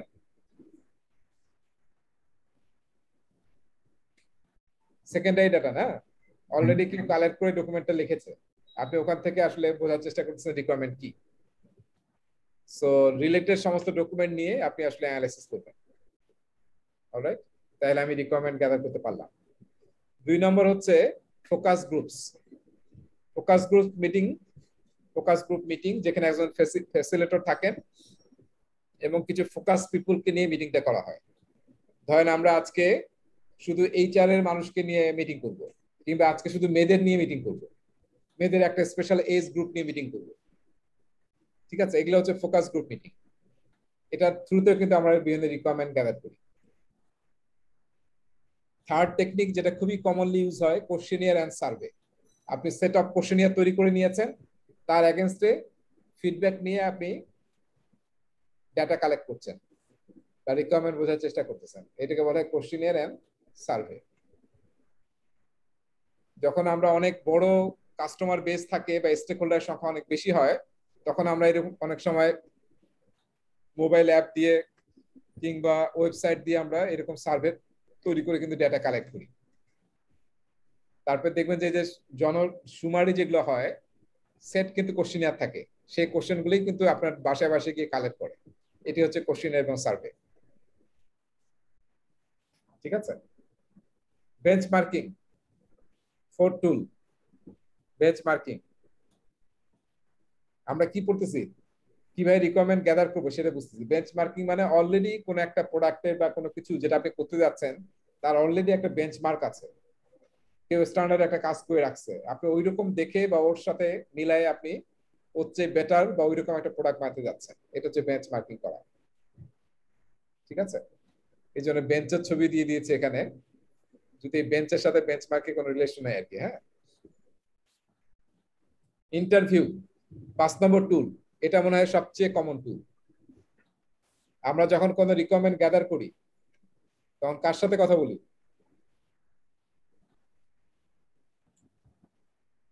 ক্রেতার সাথে, যে ভোক্তা। ক্রেতার সাথে বা আমাদের প্রজেক্টে স্টেক হোল্ডারের সাথে। আমরা কিন্তু ইন্টারভিউটা স্টেক হোল্ডারের সাথে করি যে সে কি চাচ্ছে। হ্যাঁ, সেটা 1 to 1 হতে পারে, 1 to many হতে পারে, many to many হতে পারে, many to 1 হতে পারে। এইভাবে আমরা ইন্টারভিউ করি, সেটা ফর্মাল ইনফর্মাল ইন্টারভিউ হতে পারে, যার থ্রুতে আমরা রিকোয়ারমেন্ট গ্যাদার করি। This is the common tool, interview করা। ঠিক আছে, মাল্টিপল ইন্টারভিউস হবে প্রজেক্টে, ডিসকাস করবে। এইটা এই যে টুলটা আমরা দেখতেছি গ্রুপ ডিসিশন মেকিং টুল, এটা কিন্তু ডাইরেক্টলি রিকোয়ারমেন্ট গ্যাদারিং এর টুল না। রিকোয়ারমেন্ট গ্যাদার করতে গেলে আমরা অনেক সময় ডিসিশন নিয়ে কনফ্লিক্ট হয়, তখন আসলে আমরা কোন টেকনিকে ডিসিশনটা নেব তার জন্য প্রেডিক্টিভে কিছু মেথড পিএমআই আসলে অনেক আগে থেকে আলোচনা করছে, সেটি নিয়ে আমরা এখানে আলোচনা করব। দেখেন এখানে তিনটা টেকনিকের কথা বলছে, একটা হচ্ছে ভোটিং, একটা হচ্ছে অটোক্রেটিক ডিসিশন মেকিং, একটা হচ্ছে মাল্টি ক্রাইটেরিয়া ডিসিশন অ্যানালাইসিস। ঠিক আছে, আপনাদের কি মনে আছে অ্যাজাইলে ডিসিশন মেক করার জন্য আমরা কি কি টেকনিক ইউজ করেছিলাম? আমরা কিন্তু পড়ছিলাম একটা fist of five, fist of five, তাই না? তারপরে thumbs up, roman voting, dot voting. Right. So ওগুলো তো আমরা অ্যাজাইলে পড়ছি, ওগুলো কিন্তু আমরা এখানে ইউজ করতে পারবো। ওগুলোর কিন্তু দেখেন নেক্সট এই যে এখানে মেনশন আছে, পরের পেজে দেখেন এই যে এখানে কিন্তু মেনশন আছে agile method, thumbs up, thumb down, sideways, fist of five.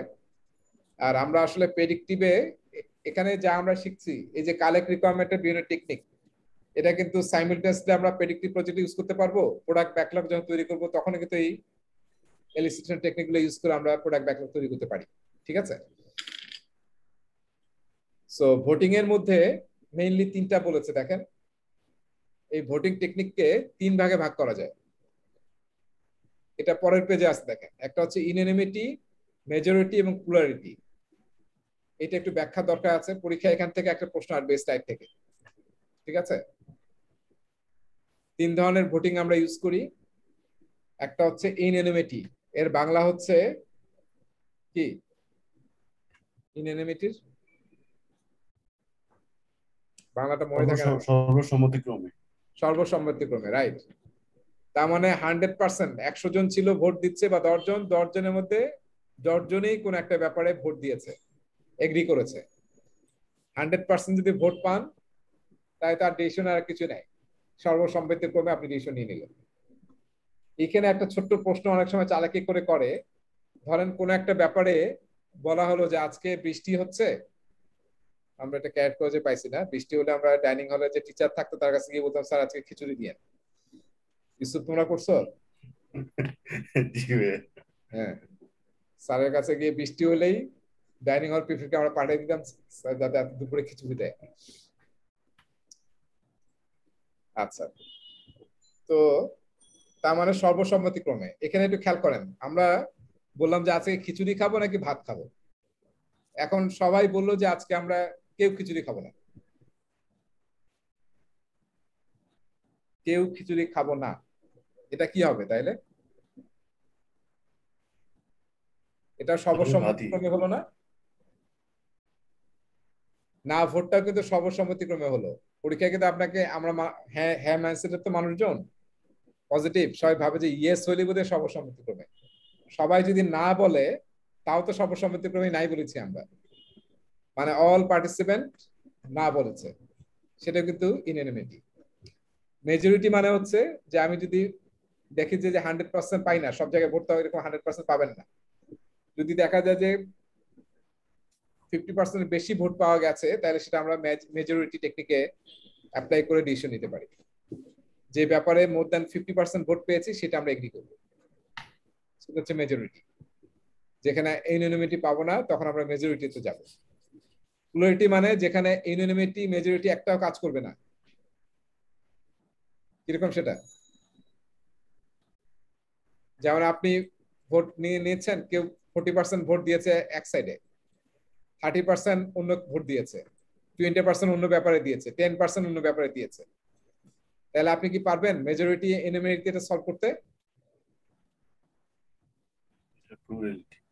তখন আমরা প্লুরালিটি ইউজ করব, যেখানে সবচেয়ে বেশি ভোট পেয়েছি। যেমন এখানে 40% ভোট যে ব্যাপারে পেয়েছি সেইটা আমরা অ্যাকসেপ্ট করব যদি প্লুরালিটি টেকনিকে আমরা ডিসিশন নিই। ঠিক আছে, সেই তিনটা হচ্ছে আমাদের ডেফিনেশন। কিসের ডেফিনেশন পড়লাম আমরা? যে ভোটিং এর ডেফিনেশন আর কি। আরেকটু ব্যাক করি, দেখেন তাহলে ভোটিং এর আমরা পড়লাম। এই ভোটিং এর মধ্যে আরেকটা টেকনিক আছে যেটাকে আমরা বলি অটোক্রেটিক ডিসিশন মেকিং। এটা আসলে লেস প্রেফার্ড। অটোক্রেটিক মানে কি? এখন একতন্ত্র, তাই না? আমি যা বলবো, আমি যেহেতু সিও, আমি যেহেতু এমডি, এটা করবা, এটা করো, তাহলে সেটা হচ্ছে অটোক্রেটিক। এটা আমরা প্রজেক্ট ম্যানেজমেন্টে না করার চেষ্টা করবো যাতে টিম ডিসাইড করে, আমরা সবাই মিলে ডিসিশন নিই। কিন্তু অনেক ব্যাপারে এরকম কিন্তু না, কিন্তু অলওয়েজ আপনি পার্টিসিপেটরি বা হ্যাঁ গণতান্ত্রিক ভোট নেবেন, অনেক জায়গায় আপনার নিজে ইমিডিয়েট ডিসিশন দিতে হবে। ক্রিটিক্যাল সিচুয়েশন, এই সময় আপনি যদি ভোট নিতে যান তাহলে দেখা যায় বুম পড়ে আপনি মরেই গেলেন। So immediately have to take action. আর্মিতে যেরকম হয় আর কি, আমার এখনই ফায়ার করতে হবে, ইউ হ্যাভ টু ফায়ার। এর জন্য আবার ডিসকাস যদি করি তাহলে উল্টা ফায়ারে আমরা নিজেরাই মরে যাব। মাল্টি ক্রাইটেরিয়া ডিসিশন অ্যানালাইসিস, এটা কিন্তু অনেক ইউজ হয়। Multi criteria decision analysis, multi criteria decision analysis. এই যে আমরা যখন লোকজনকে রিক্রুট করি, ধরেন আপনার মানে একজন এমপ্লয়ি নেবেন, তখন আমরা এরকম বিভিন্ন ক্রাইটেরিয়া সেট করি না? তার অ্যাপটিটিউড টেস্ট নেওয়া হয়, তারপরে তার বিহেভিয়ার দেখা হয়, রাইট? তারপরে অ্যাটিটিউড দেখা হয়। এই যে বিভিন্ন ইয়া থেকে আমরা নাম দিই, রিটেন পরীক্ষা থাকে, ভাইভা থাকে, বিভিন্ন ক্রাইটেরিয়া কিন্তু আমরা মার্কিং করি। হ্যাঁ, এই যে বিভিন্ন ক্রাইটেরিয়া সেট করে আমরা বিভিন্ন মার্কিং করি, যে লোকজনকে সিলেক্ট করি কিংবা কোনো একটা ভেন্ডরকে সিলেক্ট করি, এই ব্যাপারটাকে বলা হয় মাল্টি ক্রাইটেরিয়া ডিসিশন অ্যানালাইসিস। এটা আমরা খুবই অনেক ইউজ করি আমরা। হ্যাঁ, সেগুলো দেখবেন যে অনেক জায়গায় বারবার আলোচনা হবে, আমরা যদি এখানে বুঝে যাই তাহলে হয়ে গেল, আর কিছু দরকার নেই। এরপর আমি আবার কালেক্ট রিকোয়ারমেন্টস এর অন্য টেকনিকে আসতেছি, ডেটা রিপ্রেজেন্টেশন টেকনিক। তার মানে যখন আপনি রিকোয়ারমেন্ট গ্যাদার করবেন তখন একটা টেকনিক হতে পারে মাইন্ড ম্যাপিং। ডেটা রিপ্রেজেন্টেশন মানেই কিন্তু গ্রাফিক্যাল ইন্টারফেস থাকবে, গ্রাফিক্যালি আমরা করব রিকোয়ারমেন্ট গ্যাদার। মাইন্ড ম্যাপিং করেছি আমরা, মাইন্ড ম্যাপিং মানে ব্রেন স্টর্মিং বা আইডিয়া জেনারেশন, মানে খুবই চমৎকার একটা টুল মাইন্ড ম্যাপিং। এই যে এখানে দেখেন, এই যে আমরা একটা মিটিং করব, সরি আমরা একটা কনফারেন্স করব, আইডিয়াটাকে মাঝখানে রেখে যদি আমরা ব্রাউন চার্ট করি যে কনফারেন্স করতে আমাদের একটা ভেন্যু লাগবে, ভেন্যুকে যদি আরো ব্রাউন চার্ট করি তাহলে কিন্তু আমরা ডিটেইল পাচ্ছি। এই ব্যাপারটাকে বলা হয় মাইন্ড ম্যাপিং। মেইন আইডিয়াটাকে মাঝখানে রেখে আমরা যখন ব্রাউন চার্ট করি, আরো ডিটেইল বের করার চেষ্টা করি। হ্যাঁ, এক একটা ব্রাঞ্চ যত আপনি ডিটেইলে যাবেন তত কিন্তু আরো ডিটেইল পাবেন আর কি। ভেন্যু, সেটাকে আরো ডিটেইল করে আমরা এই চারটা পেয়েছি। অ্যাটেন্ডেন্স, এটাকে আরো চারটা ভাগে ভাগ করেছি। স্পিকারস, আরো ডিটেইলে গেছি আমরা। এই মেইন আইডিয়াটাকে ব্রাউন চার্ট করে গ্রাফিক্যালি করলে আমরা আসলে পুরো ম্যাপটা দেখতে পারি যে আসলে আমরা কি দরকার আমাদের কনফারেন্সটাকে সাকসেসফুল করার জন্য। এটাকে বলা হয় মাইন্ড ম্যাপিং। ঠিক আছে, আর তো হচ্ছে অ্যাফিনিটি ডায়াগ্রাম। অ্যাফিনিটি শব্দটা মানে কি? আসক্তি, তাই না? কোনটা অ্যাফিনিটেড কার সাথে। তার মানে আমরা রিকোয়ারমেন্ট গুলোকে যদি ক্যাটাগরাইজ করি তাহলে কিন্তু ইজিলি আমরা বুঝতে পারি যে আসলে কি কি জিনিস আমাদের দরকার। হ্যাঁ, এই ক্যাটাগরিক্যালি যদি আমরা রিকোয়ারমেন্ট গুলোকে সাজাই, এটাকে বলা হয় অ্যাফিনিটি ডায়াগ্রাম। সো আমরা কোথাও রিকোয়ারমেন্ট গ্যাদার করতে যাচ্ছি যে আমরা একটা কোন একটা অনুষ্ঠান করব, তাহলে ধরেন সেই অনুষ্ঠান একটা পিকনিক, পিকনিকে ব্রেকফাস্ট থাকবে, লাঞ্চ থাকবে, আবার টি ব্রেক হবে। তাহলে আমরা যে তিনটা ক্যাটাগরি করি, ব্রেকফাস্ট, লাঞ্চ, টি ব্রেক, এবং এখন যদি আমরা সাজাতে থাকি যে ব্রেকফাস্টে কি কি আইটেম দেবো, লাঞ্চে কি কি আইটেম দেবো, টি ব্রেকে কি কি আইটেম দেবো, তাহলে কিন্তু ইজিলি দেখবেন যে আপনি পুরা পিকনিকের খাবারের রিকোয়ারমেন্টটা আপনি আইডেন্টিফাই করতে পারবেন, কোনো মিস হবে না। এই যে গ্রাফিক্যালি কাজটা আমরা করতেছি, এটাকে বলে অ্যাফিনিটি ডায়াগ্রাম।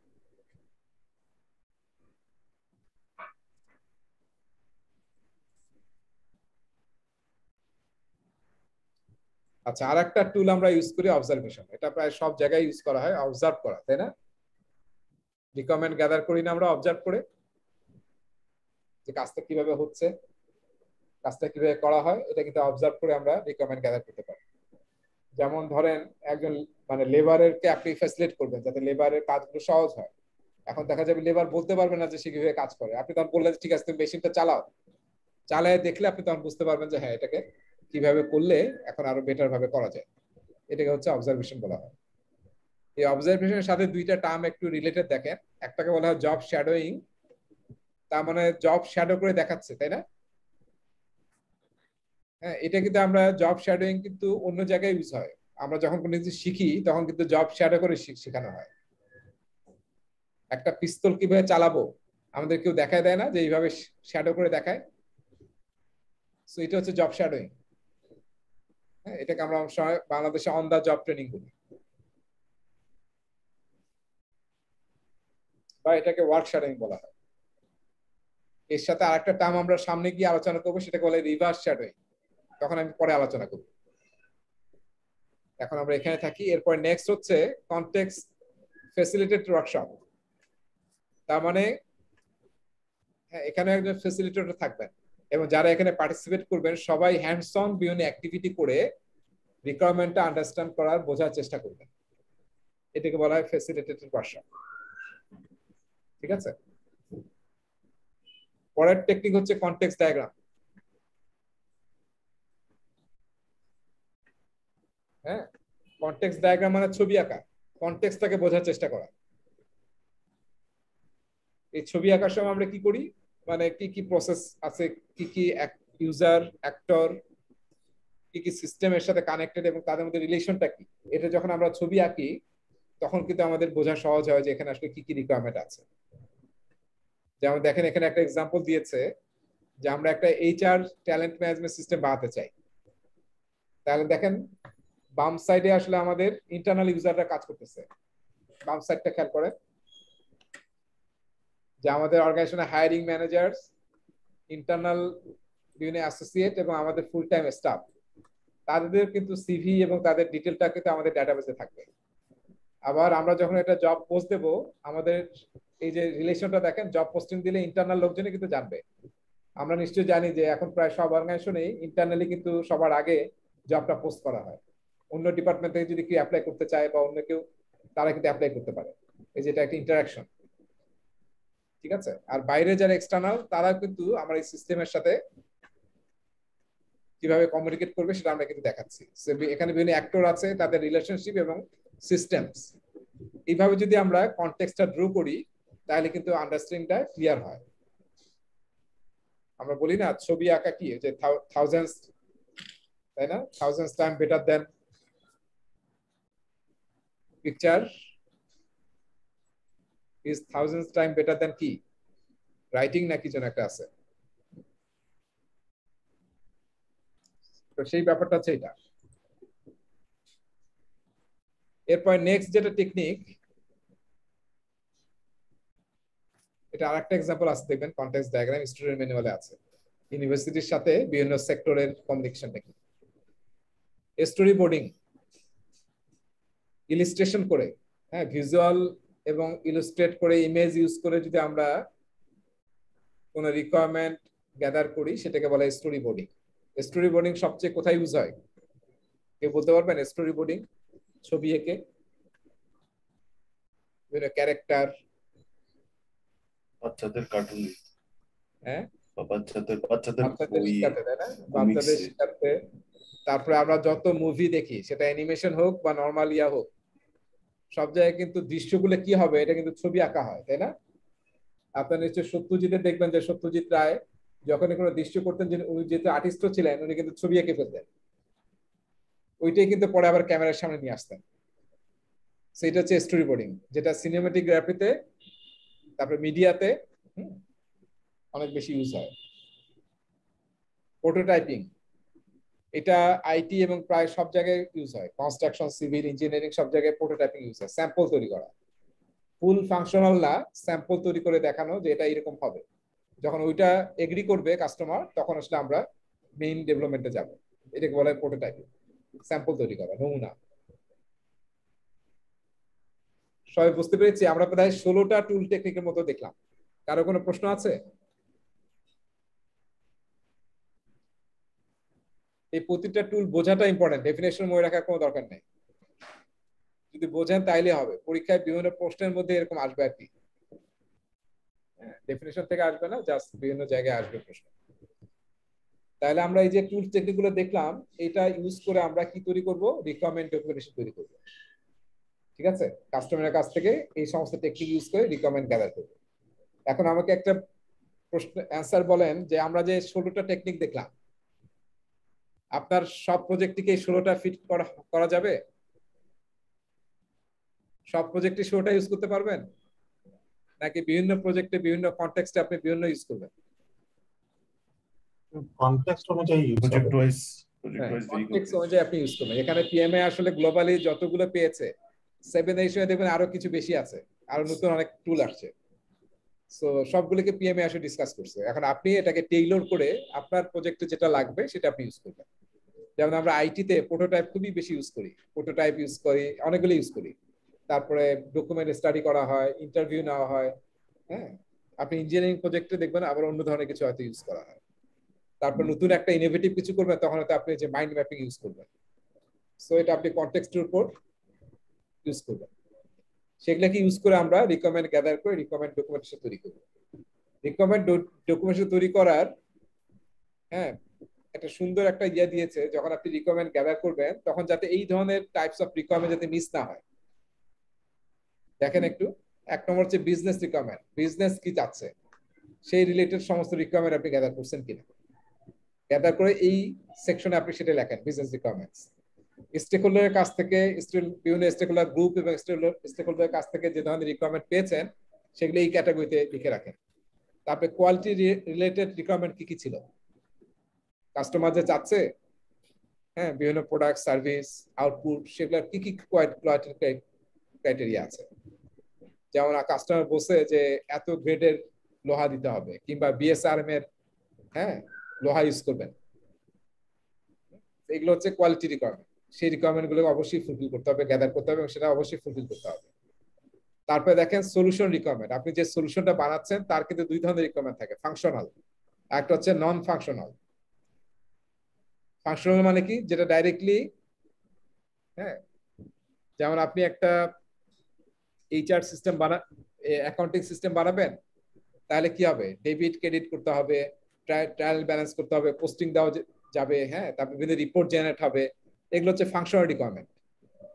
আর নন ফাংশনাল রিকোয়ারমেন্ট কি এই অ্যাকাউন্টিং সিস্টেমের, কেউ বলতে পারবেন নন ফাংশনাল রিকোয়ারমেন্ট কি অ্যাকাউন্টিং সিস্টেমের? যেগুলো মেইনলি পারফরম্যান্স এবং কোয়ালিটি রিলেটেড, সিকিউরিটি রিলেটেড।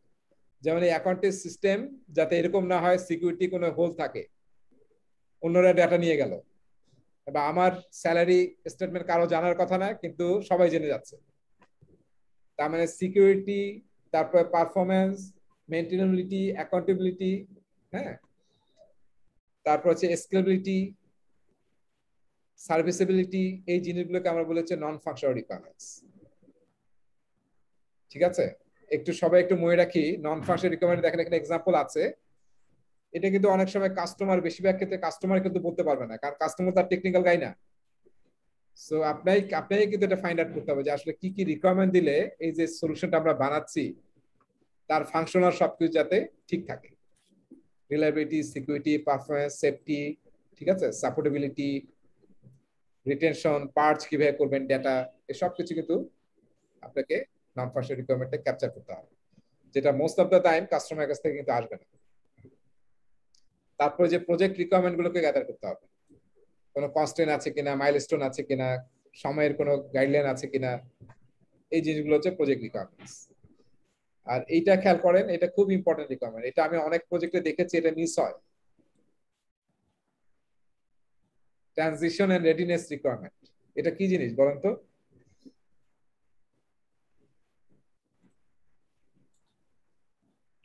প্রজেক্টটা ইমপ্লিমেন্ট করার পরে যে ট্রানজিশনটা হবে ওইটা, এবং ওইটার জন্য ওই কোম্পানি রেডি আছে কিনা। রাইট, আপনি বানালেন কিন্তু আসলে কাস্টমার কি রেডি আছে কিনা, হ্যাঁ তাই না? কাস্টমারের ক্যাপাবিলিটি তৈরি করা, তার ওইদিকে যদি কোনো ডেটা সেন্টার লাগে সেটা তৈরি করা, এবং যারা এটাকে অপারেট করবে, ট্রানজিট করে যাদেরকে আমরা দেবো তারা রেডি কিনা, এটা যদি এনশিওর না করে তাহলে এত কষ্ট করে প্রোডাক্ট বানিয়ে হ্যাঁ আমরা সব করলাম, এই সবগুলো করে ফেললেন, দেখেন সব করে দিলেন কিন্তু তাদের ক্যাপাসিটি বিল্ড আপ হয় নাই, অপারেশন টিম রেডি না, তাহলে কিন্তু ওই বেনিফিট রিয়ালাইজ করা যাবে না। এই জন্য যখন আমরা ইনিশিয়ালি রিকোয়ারমেন্ট গ্যাদার করতেছি এটা যাতে মিস না হয়, যারা যারা রেলিভেন্ট তাদেরকে ইনভলভ করে তাদের রিকোয়ারমেন্ট গুলোকে নিবেন। অনেক প্রজেক্ট এখানে ফেল করে, সব করেছেন ঠিক মতো কিন্তু ট্রানজিট করতে পারলেন না। ঠিক আছে, এই যে নন ফাংশনাল রিকোয়ারমেন্ট একটা টেবিল দিয়েছে, এগুলো একটু দেখতে পারেন, একই জিনিসগুলো আছে। আর ওই যে রিকোয়ারমেন্ট ম্যানেজমেন্ট প্ল্যান বলেছিলাম, যে ওটা কিন্তু আসলে যখন আমরা স্কোপ ম্যানেজমেন্ট প্ল্যান তৈরি করি তখনই আসলে রিকোয়ারমেন্ট ম্যানেজমেন্ট প্ল্যানটা তৈরি করতে হয়, যাতে রিকোয়ারমেন্টটা সবচেয়ে সিরিয়াস ইস্যু, আপনারা নিশ্চয়ই জানেন যে প্রজেক্টে ফেইলের অন্যতম একটা কারণ হচ্ছে রিকোয়ারমেন্ট ঠিক মতো বুঝতে না পারা, গ্যাদার করতে না পারা। এখান থেকে কিন্তু কাস্টমারের সাথে ঝগড়া যেতে শুরু হয়, প্রজেক্টের টাইম বেড়ে যায়, স্কোপ বেড়ে যায়, সব গন্ডগোল লেগে যায়। ঠিক আছে? এই যে এখন যে আমাদের মেট্রো রেল, সেদিন আমাকে বললো একজন যে এখন যেহেতু মেট্রো রেলটা আমরা ভাবতেছি যে মতিঝিল থেকে কমলাপুর পর্যন্ত নিয়ে যাওয়া দরকার, দেখা যাচ্ছে যে আমাদের আবার 14,000 কোটি টাকা বেশি লাগতেছে। কিন্তু আমার মনে হয় যদি ইনিশিয়াল প্রজেক্টের সাথে প্ল্যান করা যেত তাহলে হয়তো অনেক কম বাজেটে করা যেত। ঠিক আছে? সেই যে গ্যাপ গুলো, এটা কিন্তু প্রজেক্টের সাংঘাতিকভাবে হ্যাম্পার করে। এই জন্য রিকোয়ারমেন্ট ম্যানেজমেন্ট প্ল্যানটা থাকলে আমরা রিকোয়ারমেন্ট নিয়ে যাতে ফোকাস থাকি, কালেকশন, তার চেঞ্জ, হ্যাঁ, কন্ট্রোল সব যাতে আমরা ঠিক মতো করতে পারি, সেটার জন্য একটা প্ল্যান করতে বসে পিএমএ। তো পিএমএ আরেকটা ডকুমেন্টের কথা বলছে, সেই ডকুমেন্টের নাম হচ্ছে আরটিএম, রিকোয়ারমেন্টস ট্রেসেবিলিটি ম্যাট্রিক্স। খুবই চমৎকার একটা ডকুমেন্ট। এই ডকুমেন্টের আইডিয়াটা হচ্ছে আপনি যে রিকোয়ারমেন্ট গ্যাদার করলেন কোন একটা ধরেন ফোকাস গ্রুপ মিটিং এ, এখন ওই ফোকাস গ্রুপে যে 5 জন জয়েন করেছিল, এরকম কি হতে পারে না ওই 5 জনেই কোম্পানি ছেড়ে চলে গেছে? তাহলে আপনি এখন কিভাবে ট্রেস করবেন যে রিকোয়ারমেন্টের কাজ কার কাছ থেকে পেয়েছিলেন? হ্যাঁ, এই যে রিকোয়ারমেন্টের এন্ড টু এন্ড ট্র্যাকিং, কার কাছ থেকে রিকোয়ারমেন্টটা পেয়েছেন, রিকোয়ারমেন্টের আইডি, কোন সেশনে পাইছেন, কোন ডকুমেন্টে পেয়েছেন, এবং এই রিকোয়ারমেন্টটা দেওয়ার জন্য আপনি প্রজেক্টের কি কি কাজ করবেন, ডাব্লিউবিএস এর কোন কোন ওয়ার্ক প্যাকেজ করতে হবে, তারপরে এই রিকোয়ারমেন্টটা তৈরি হওয়ার পরে কি কি টেস্ট কেস বা এক্সেলেন্স ক্রাইটেরিয়া আপনি কি ভ্যালিডেট করে কাস্টমারকে ডেলিভারি দিবেন। এই যে এন্ড টু এন্ড ট্রেসিং একটা টেবিলের মধ্যে পিএমআই রাখতে বলেছে। ম্যাট্রিক্স মানে টেবিল, একটা স্যাম্পল এখানে দেওয়া আছে, দেখেন এই যে এরকম স্যাম্পল দেওয়া আছে। এই এন্ড টু এন্ড ট্র্যাকিং টেবিলটাকে বলা হয় রিকোয়ারমেন্ট ট্রেসেবিলিটি ম্যাট্রিক্স। প্রতিটা রিকোয়ারমেন্টের ক্যাটাগরি আইডি, প্রতিটা রিকোয়ারমেন্টের একটা আইডি, রিকোয়ারমেন্টের ডেসক্রিপশন, এটা প্রজেক্টের কোন অবজেক্টিভের সাথে কানেক্টেড, ডাব্লিউবিএস এ কোন ডেলিভারেবল তৈরি করলে এটা ফুলফিল হবে, এটার জন্য কি ডিজাইন করতে হবে, হ্যাঁ, প্রোডাক্ট ডেভেলপমেন্টটার কোনো কন্ডিশন আছে কিনা, এবং কি কি টেস্ট কেস পরীক্ষা করে টেস্ট সাকসেসফুল হলে এই রিকোয়ারমেন্টটা ফুলফিল হবে। এই যে একদম অবজেক্টিভ থেকে টেস্ট কেস মানে কি একদম ডেলিভারি পর্যন্ত ট্র্যাকিং করা হচ্ছে, এটাকে বলা হয় রিকোয়ারমেন্ট ট্রেসেবিলিটি ম্যাট্রিক্স। এরকম একটা টেবিল আপনারা ইউজ করতে পারেন। আমরা এখানে যতগুলো স্যাম্পল ডকুমেন্ট নিয়ে আলোচনা করলাম, scope management plan, requirement management plan, requirement documentation, requirement traceability matrix, এই সবগুলো স্যাম্পল কিন্তু ওই বইয়ে আছে, কিন্তু আপনাদের ফোল্ডারে দেওয়া আছে। সিনথিয়া স্ট্যাক বলে একটা বই আছে, দেখবেন, বুক অফ ফর্মস। সেই বইতে কিন্তু এই সব স্যাম্পল আছে। কারো যদি আগ্রহ হয় যে এই জিনিসগুলো ডিটেলটা কোথায় আছে, পিএম বকে কিন্তু নাই এই টেমপ্লেট গুলো, আপনাদের দেওয়া আছে, দেখবেন ফোল্ডারে গুগল ড্রাইভে আছে, সেখান থেকে আপনারা দেখে নিতে পারেন এবং আপনারা ইমিডিয়েটলি ইউজ করা শুরু করতে পারেন। ঠিক আছে? তাহলে আমরা কিন্তু লাস্ট স্টেজে চলে আসলাম, কালেক্টিং প্রজেক্ট রিকোয়ারমেন্টস। তার মানে আমরা এই সমস্ত ডকুমেন্টকে রিভিউ করলাম। কি কি কোন কোন ডকুমেন্ট খেয়াল করেন? এই যে scope management plan, requirement management plan, stake holder, project charter, stake holder register, এই সব ডকুমেন্টগুলোকে রিভিউ করলাম আমরা। এবং এই ধরনের টুল প্রায় 16টা টুল আমরা দেখেছি। 16টা টুল ইউজ করে আমরা কি তৈরি করেছি, এই রিকোয়ারমেন্ট ডকুমেন্টেশন কিন্তু আমরা তৈরি করেছি। এবং এট দ্য সেম টাইম অনেকেই রিকোয়ারমেন্ট ট্রেসেবিলিটি ম্যাট্রিক্স ডকুমেন্টটা ইউজ করে। এই যে এই ছবিটা দেখতেছেন, এটা কিন্তু বইয়ে নাই বা প্রেজেন্টেশন স্লাইডেও কিন্তু নাই। এটা আসলে 6 সেশনে এইভাবে দেখানো হতো যে আমরা কালেক্ট রিকোয়ারমেন্ট বা এলিসিট রিকোয়ারমেন্ট কিভাবে করব। এগুলো হচ্ছে ইনপুট, যেটা আমরা একটু আগে রিভিউ করলাম। রিভিউ করে কোন কোন টেকনিক ইউজ করে রিভিউ করলাম, এই ধরনের টেকনিকগুলো, এই টেকনিকগুলো এখানে আছে, কিন্তু সবগুলো আমরা করেছি অলরেডি।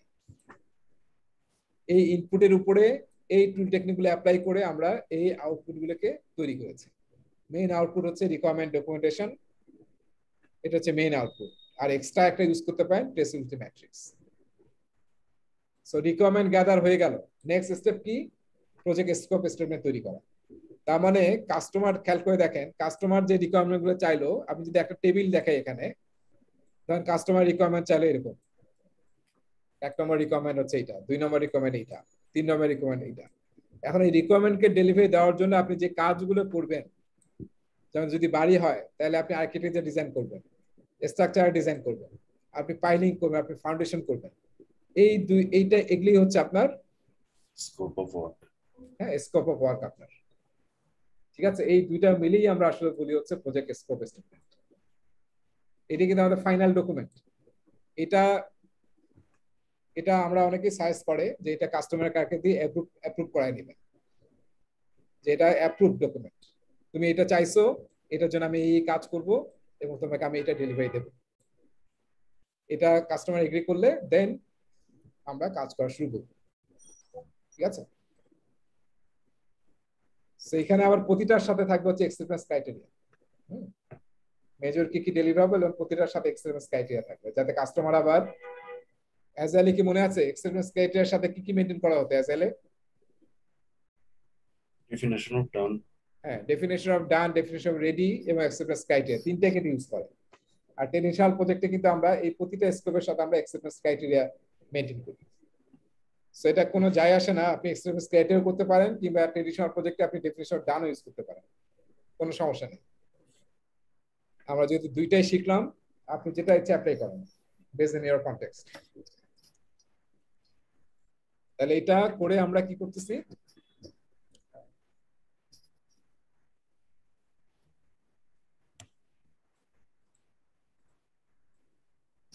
ক্লিয়ার করে দেই।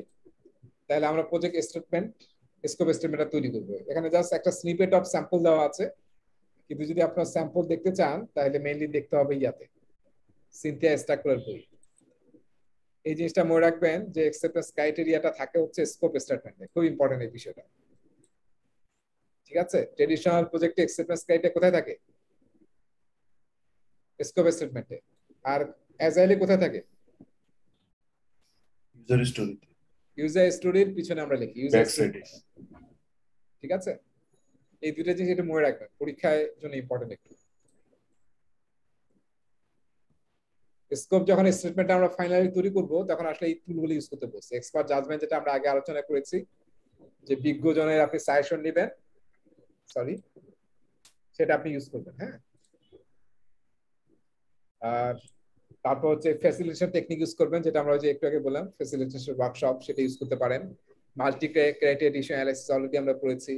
অল্টারনেটিভ অ্যানালাইসিস, কখনোই কোনো প্ল্যান এ নিয়ে যাব না, আমরা অলওয়েজ প্ল্যান বি সি এগুলোকে আইডেন্টিফাই করব। ঠিক আছে, কাস্টমার যে রিকোয়ারমেন্ট চেয়েছে ওটা দেওয়ার জন্য আমাদের একটা প্ল্যান করলে কিন্তু হবে না।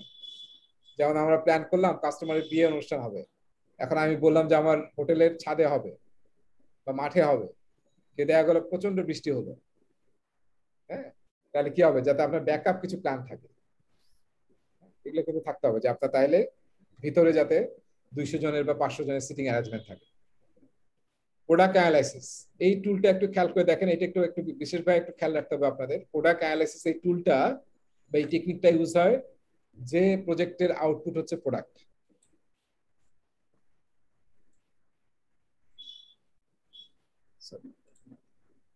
প্রোডাক্ট, ঠিক আছে, অন্য জায়গায় ইউজ হয় না কিন্তু, সার্ভিসে বা হ্যাঁ যদি অন্য কিছু হয়, প্রোডাক্ট সার্ভিস আর একটা কি বলেছিলাম আমরা, রেজাল্ট, তাই না? রেজাল্ট বা সার্ভিস এটা ইউজ হবে না, হবে যদি আপনি প্রোডাক্ট বানান, একটা গাড়ি বানাচ্ছেন, তখন আসলে আমরা প্রোডাক্ট অ্যানালাইসিস টুলটা ইউজ করি। যে প্রজেক্টের আউটপুট হয় প্রোডাক্ট, সেটার জন্য আমরা প্রোডাক্ট অ্যানালাইসিস ইউজ করতে পারি। এবং এই প্রোডাক্ট অ্যানালাইসিস কিন্তু বেশ বড় একটা বিষয়। প্রোডাক্ট অ্যানালাইসিসের মধ্যে এই কয়েকটা কম্পোনেন্ট জড়িত। একটা হচ্ছে প্রোডাক্টটার ব্রেকডাউন করা।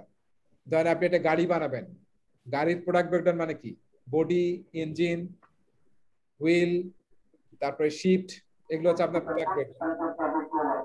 তাহলে আপনার ডিভাইড করলেন, এখন আসলে কাজ করতে সুবিধা হবে অ্যানালাইসিস করতে। তারপর হচ্ছে সিস্টেম ইঞ্জিনিয়ারিং, সিস্টেমটা কিভাবে কাজ করবে সেটা দেখা, ভ্যালু অ্যানালাইসিস করা, ভ্যালু ইঞ্জিনিয়ারিং করা, সিস্টেম অ্যানালাইসিস করা, খুবই রিলেটেড কিছু জিনিস আছে। এই জিনিসগুলো প্রোডাক্ট অ্যানালাইসিসের কম্পোনেন্ট হিসেবে করা হয়। ফুল সিস্টেমটা কিভাবে কাজ করবে। এবং ভ্যালু ইঞ্জিনিয়ারিং মানে হচ্ছে যে আসলে গাড়িটা যে চলবে, মানে আমাকে একটা ভ্যালু ক্রিয়েট করবে, সেটা অ্যানালাইসিস করে তার জন্য কি কি ইঞ্জিনিয়ারিং কাজ করতে হবে, টেকনিক কি ইউজ করতে হবে, সেটাকে আইডেন্টিফাই করা। সো এগুলো আসলে একটু ইঞ্জিনিয়ারিং টাইপের কথাবার্তা, যেটা যদি প্রোডাক্ট হয়, স্পেশালি গাড়ি বা এমন ধরনের প্রোডাক্ট যেটা আমরা বানাচ্ছি, সেটার জন্য আমরা এই ধরনের অ্যানালাইসিস গুলো করে থাকি। এই স্লাইডের বাইরে আর পাওয়ার দরকার নাই, জাস্ট একটু খেয়াল করেন যে প্রজেক্টের আউটপুট প্রোডাক্ট, তখন আমরা প্রোডাক্ট অ্যানালাইসিস করি এবং প্রোডাক্ট অ্যানালাইসিসের অনেকগুলো কম্পোনেন্ট আছে, যেমন প্রোডাক্ট ব্রেকডাউন, ভ্যালু ইঞ্জিনিয়ারিং, ভ্যালুয়েন্স analysis, system analysis, system engineering. ঠিক আছে, সো এটা করার পরে আমরা ফাইনাল প্রজেক্ট স্কোপ এস্টিমেটটা তৈরি করি। তাহলে স্কোপ এস্টিমেট তৈরি করার সময় আমরা মেইনলি কি কি কাজ করি খেয়াল করেন। রিভিউ, আমরা কি কি রিভিউ করি? স্কোপ ম্যানেজমেন্ট প্ল্যান, যেটা আমরা একটু আগে তৈরি করেছি, সেটা আমাদেরকে গাইড করবে যে আমি কিভাবে স্কোপ এস্টিমেটটা তৈরি করব। প্রজেক্ট চার্টারে হাই লেভেলের স্কোপ ছিল এবং মেইন রিভিউ করবো হচ্ছে আমাদের রিকোয়ারমেন্ট ডকুমেন্টেশনটা, যেটা আমি একটু আগে টেবিলে দেখালাম যে আমার রিকোয়ারমেন্ট গুলো বামে থাকবে, আমি কি কাজ করে এটা ডেলিভারি দেবো সেটা আমি এখানে আইডেন্টিফাই করছি। সো এই রিকোয়ারমেন্ট ডকুমেন্টেশন কিন্তু মেইন রিভিউ ডকুমেন্ট আমার, বা মেইন ইনপুট। যদি আমরা 6th এডিশনে যাই তাহলে এই রিকোয়ারমেন্ট ডকুমেন্টটা হচ্ছে মেইন, হ্যাঁ মেইন হচ্ছে আমাদের ইনপুট। আর আমরা এই টুলগুলো ইউজ করলাম যেটা একটু আগে আমরা আলোচনা করলাম। আর ফাইনাল আউটপুট হচ্ছে এটা, প্রজেক্ট স্কোপ এস্টিমেট। তার মানে আমরা এখন রেডি টু গো। ঠিক আছে, সো আমরা এই পর্যন্ত আজকে থাকবো। নেক্সট ক্লাসে শুরু করবো হচ্ছে ওয়ার্ক ব্রেকডাউন স্ট্রাকচার। এই স্কোপ এস্টিমেটকে আমরা এখন ব্রেকডাউন করে স্মলার কম্পোনেন্ট তৈরি করব, যাতে আমাদের প্রজেক্ট ম্যানেজ করতে সুবিধা হয়। সো নেক্সট ক্লাসে আমরা এখান থেকে শুরু করবো ওয়ার্ক ব্রেকডাউন স্ট্রাকচার। ঠিক আছে, ওকে, তাহলে আমরা নেক্সট ক্লাসটা নেব হচ্ছে আগামী ফ্রাইডেতে। হ্যাঁ, একই সময়ে আমরা ক্লাসটা নেব।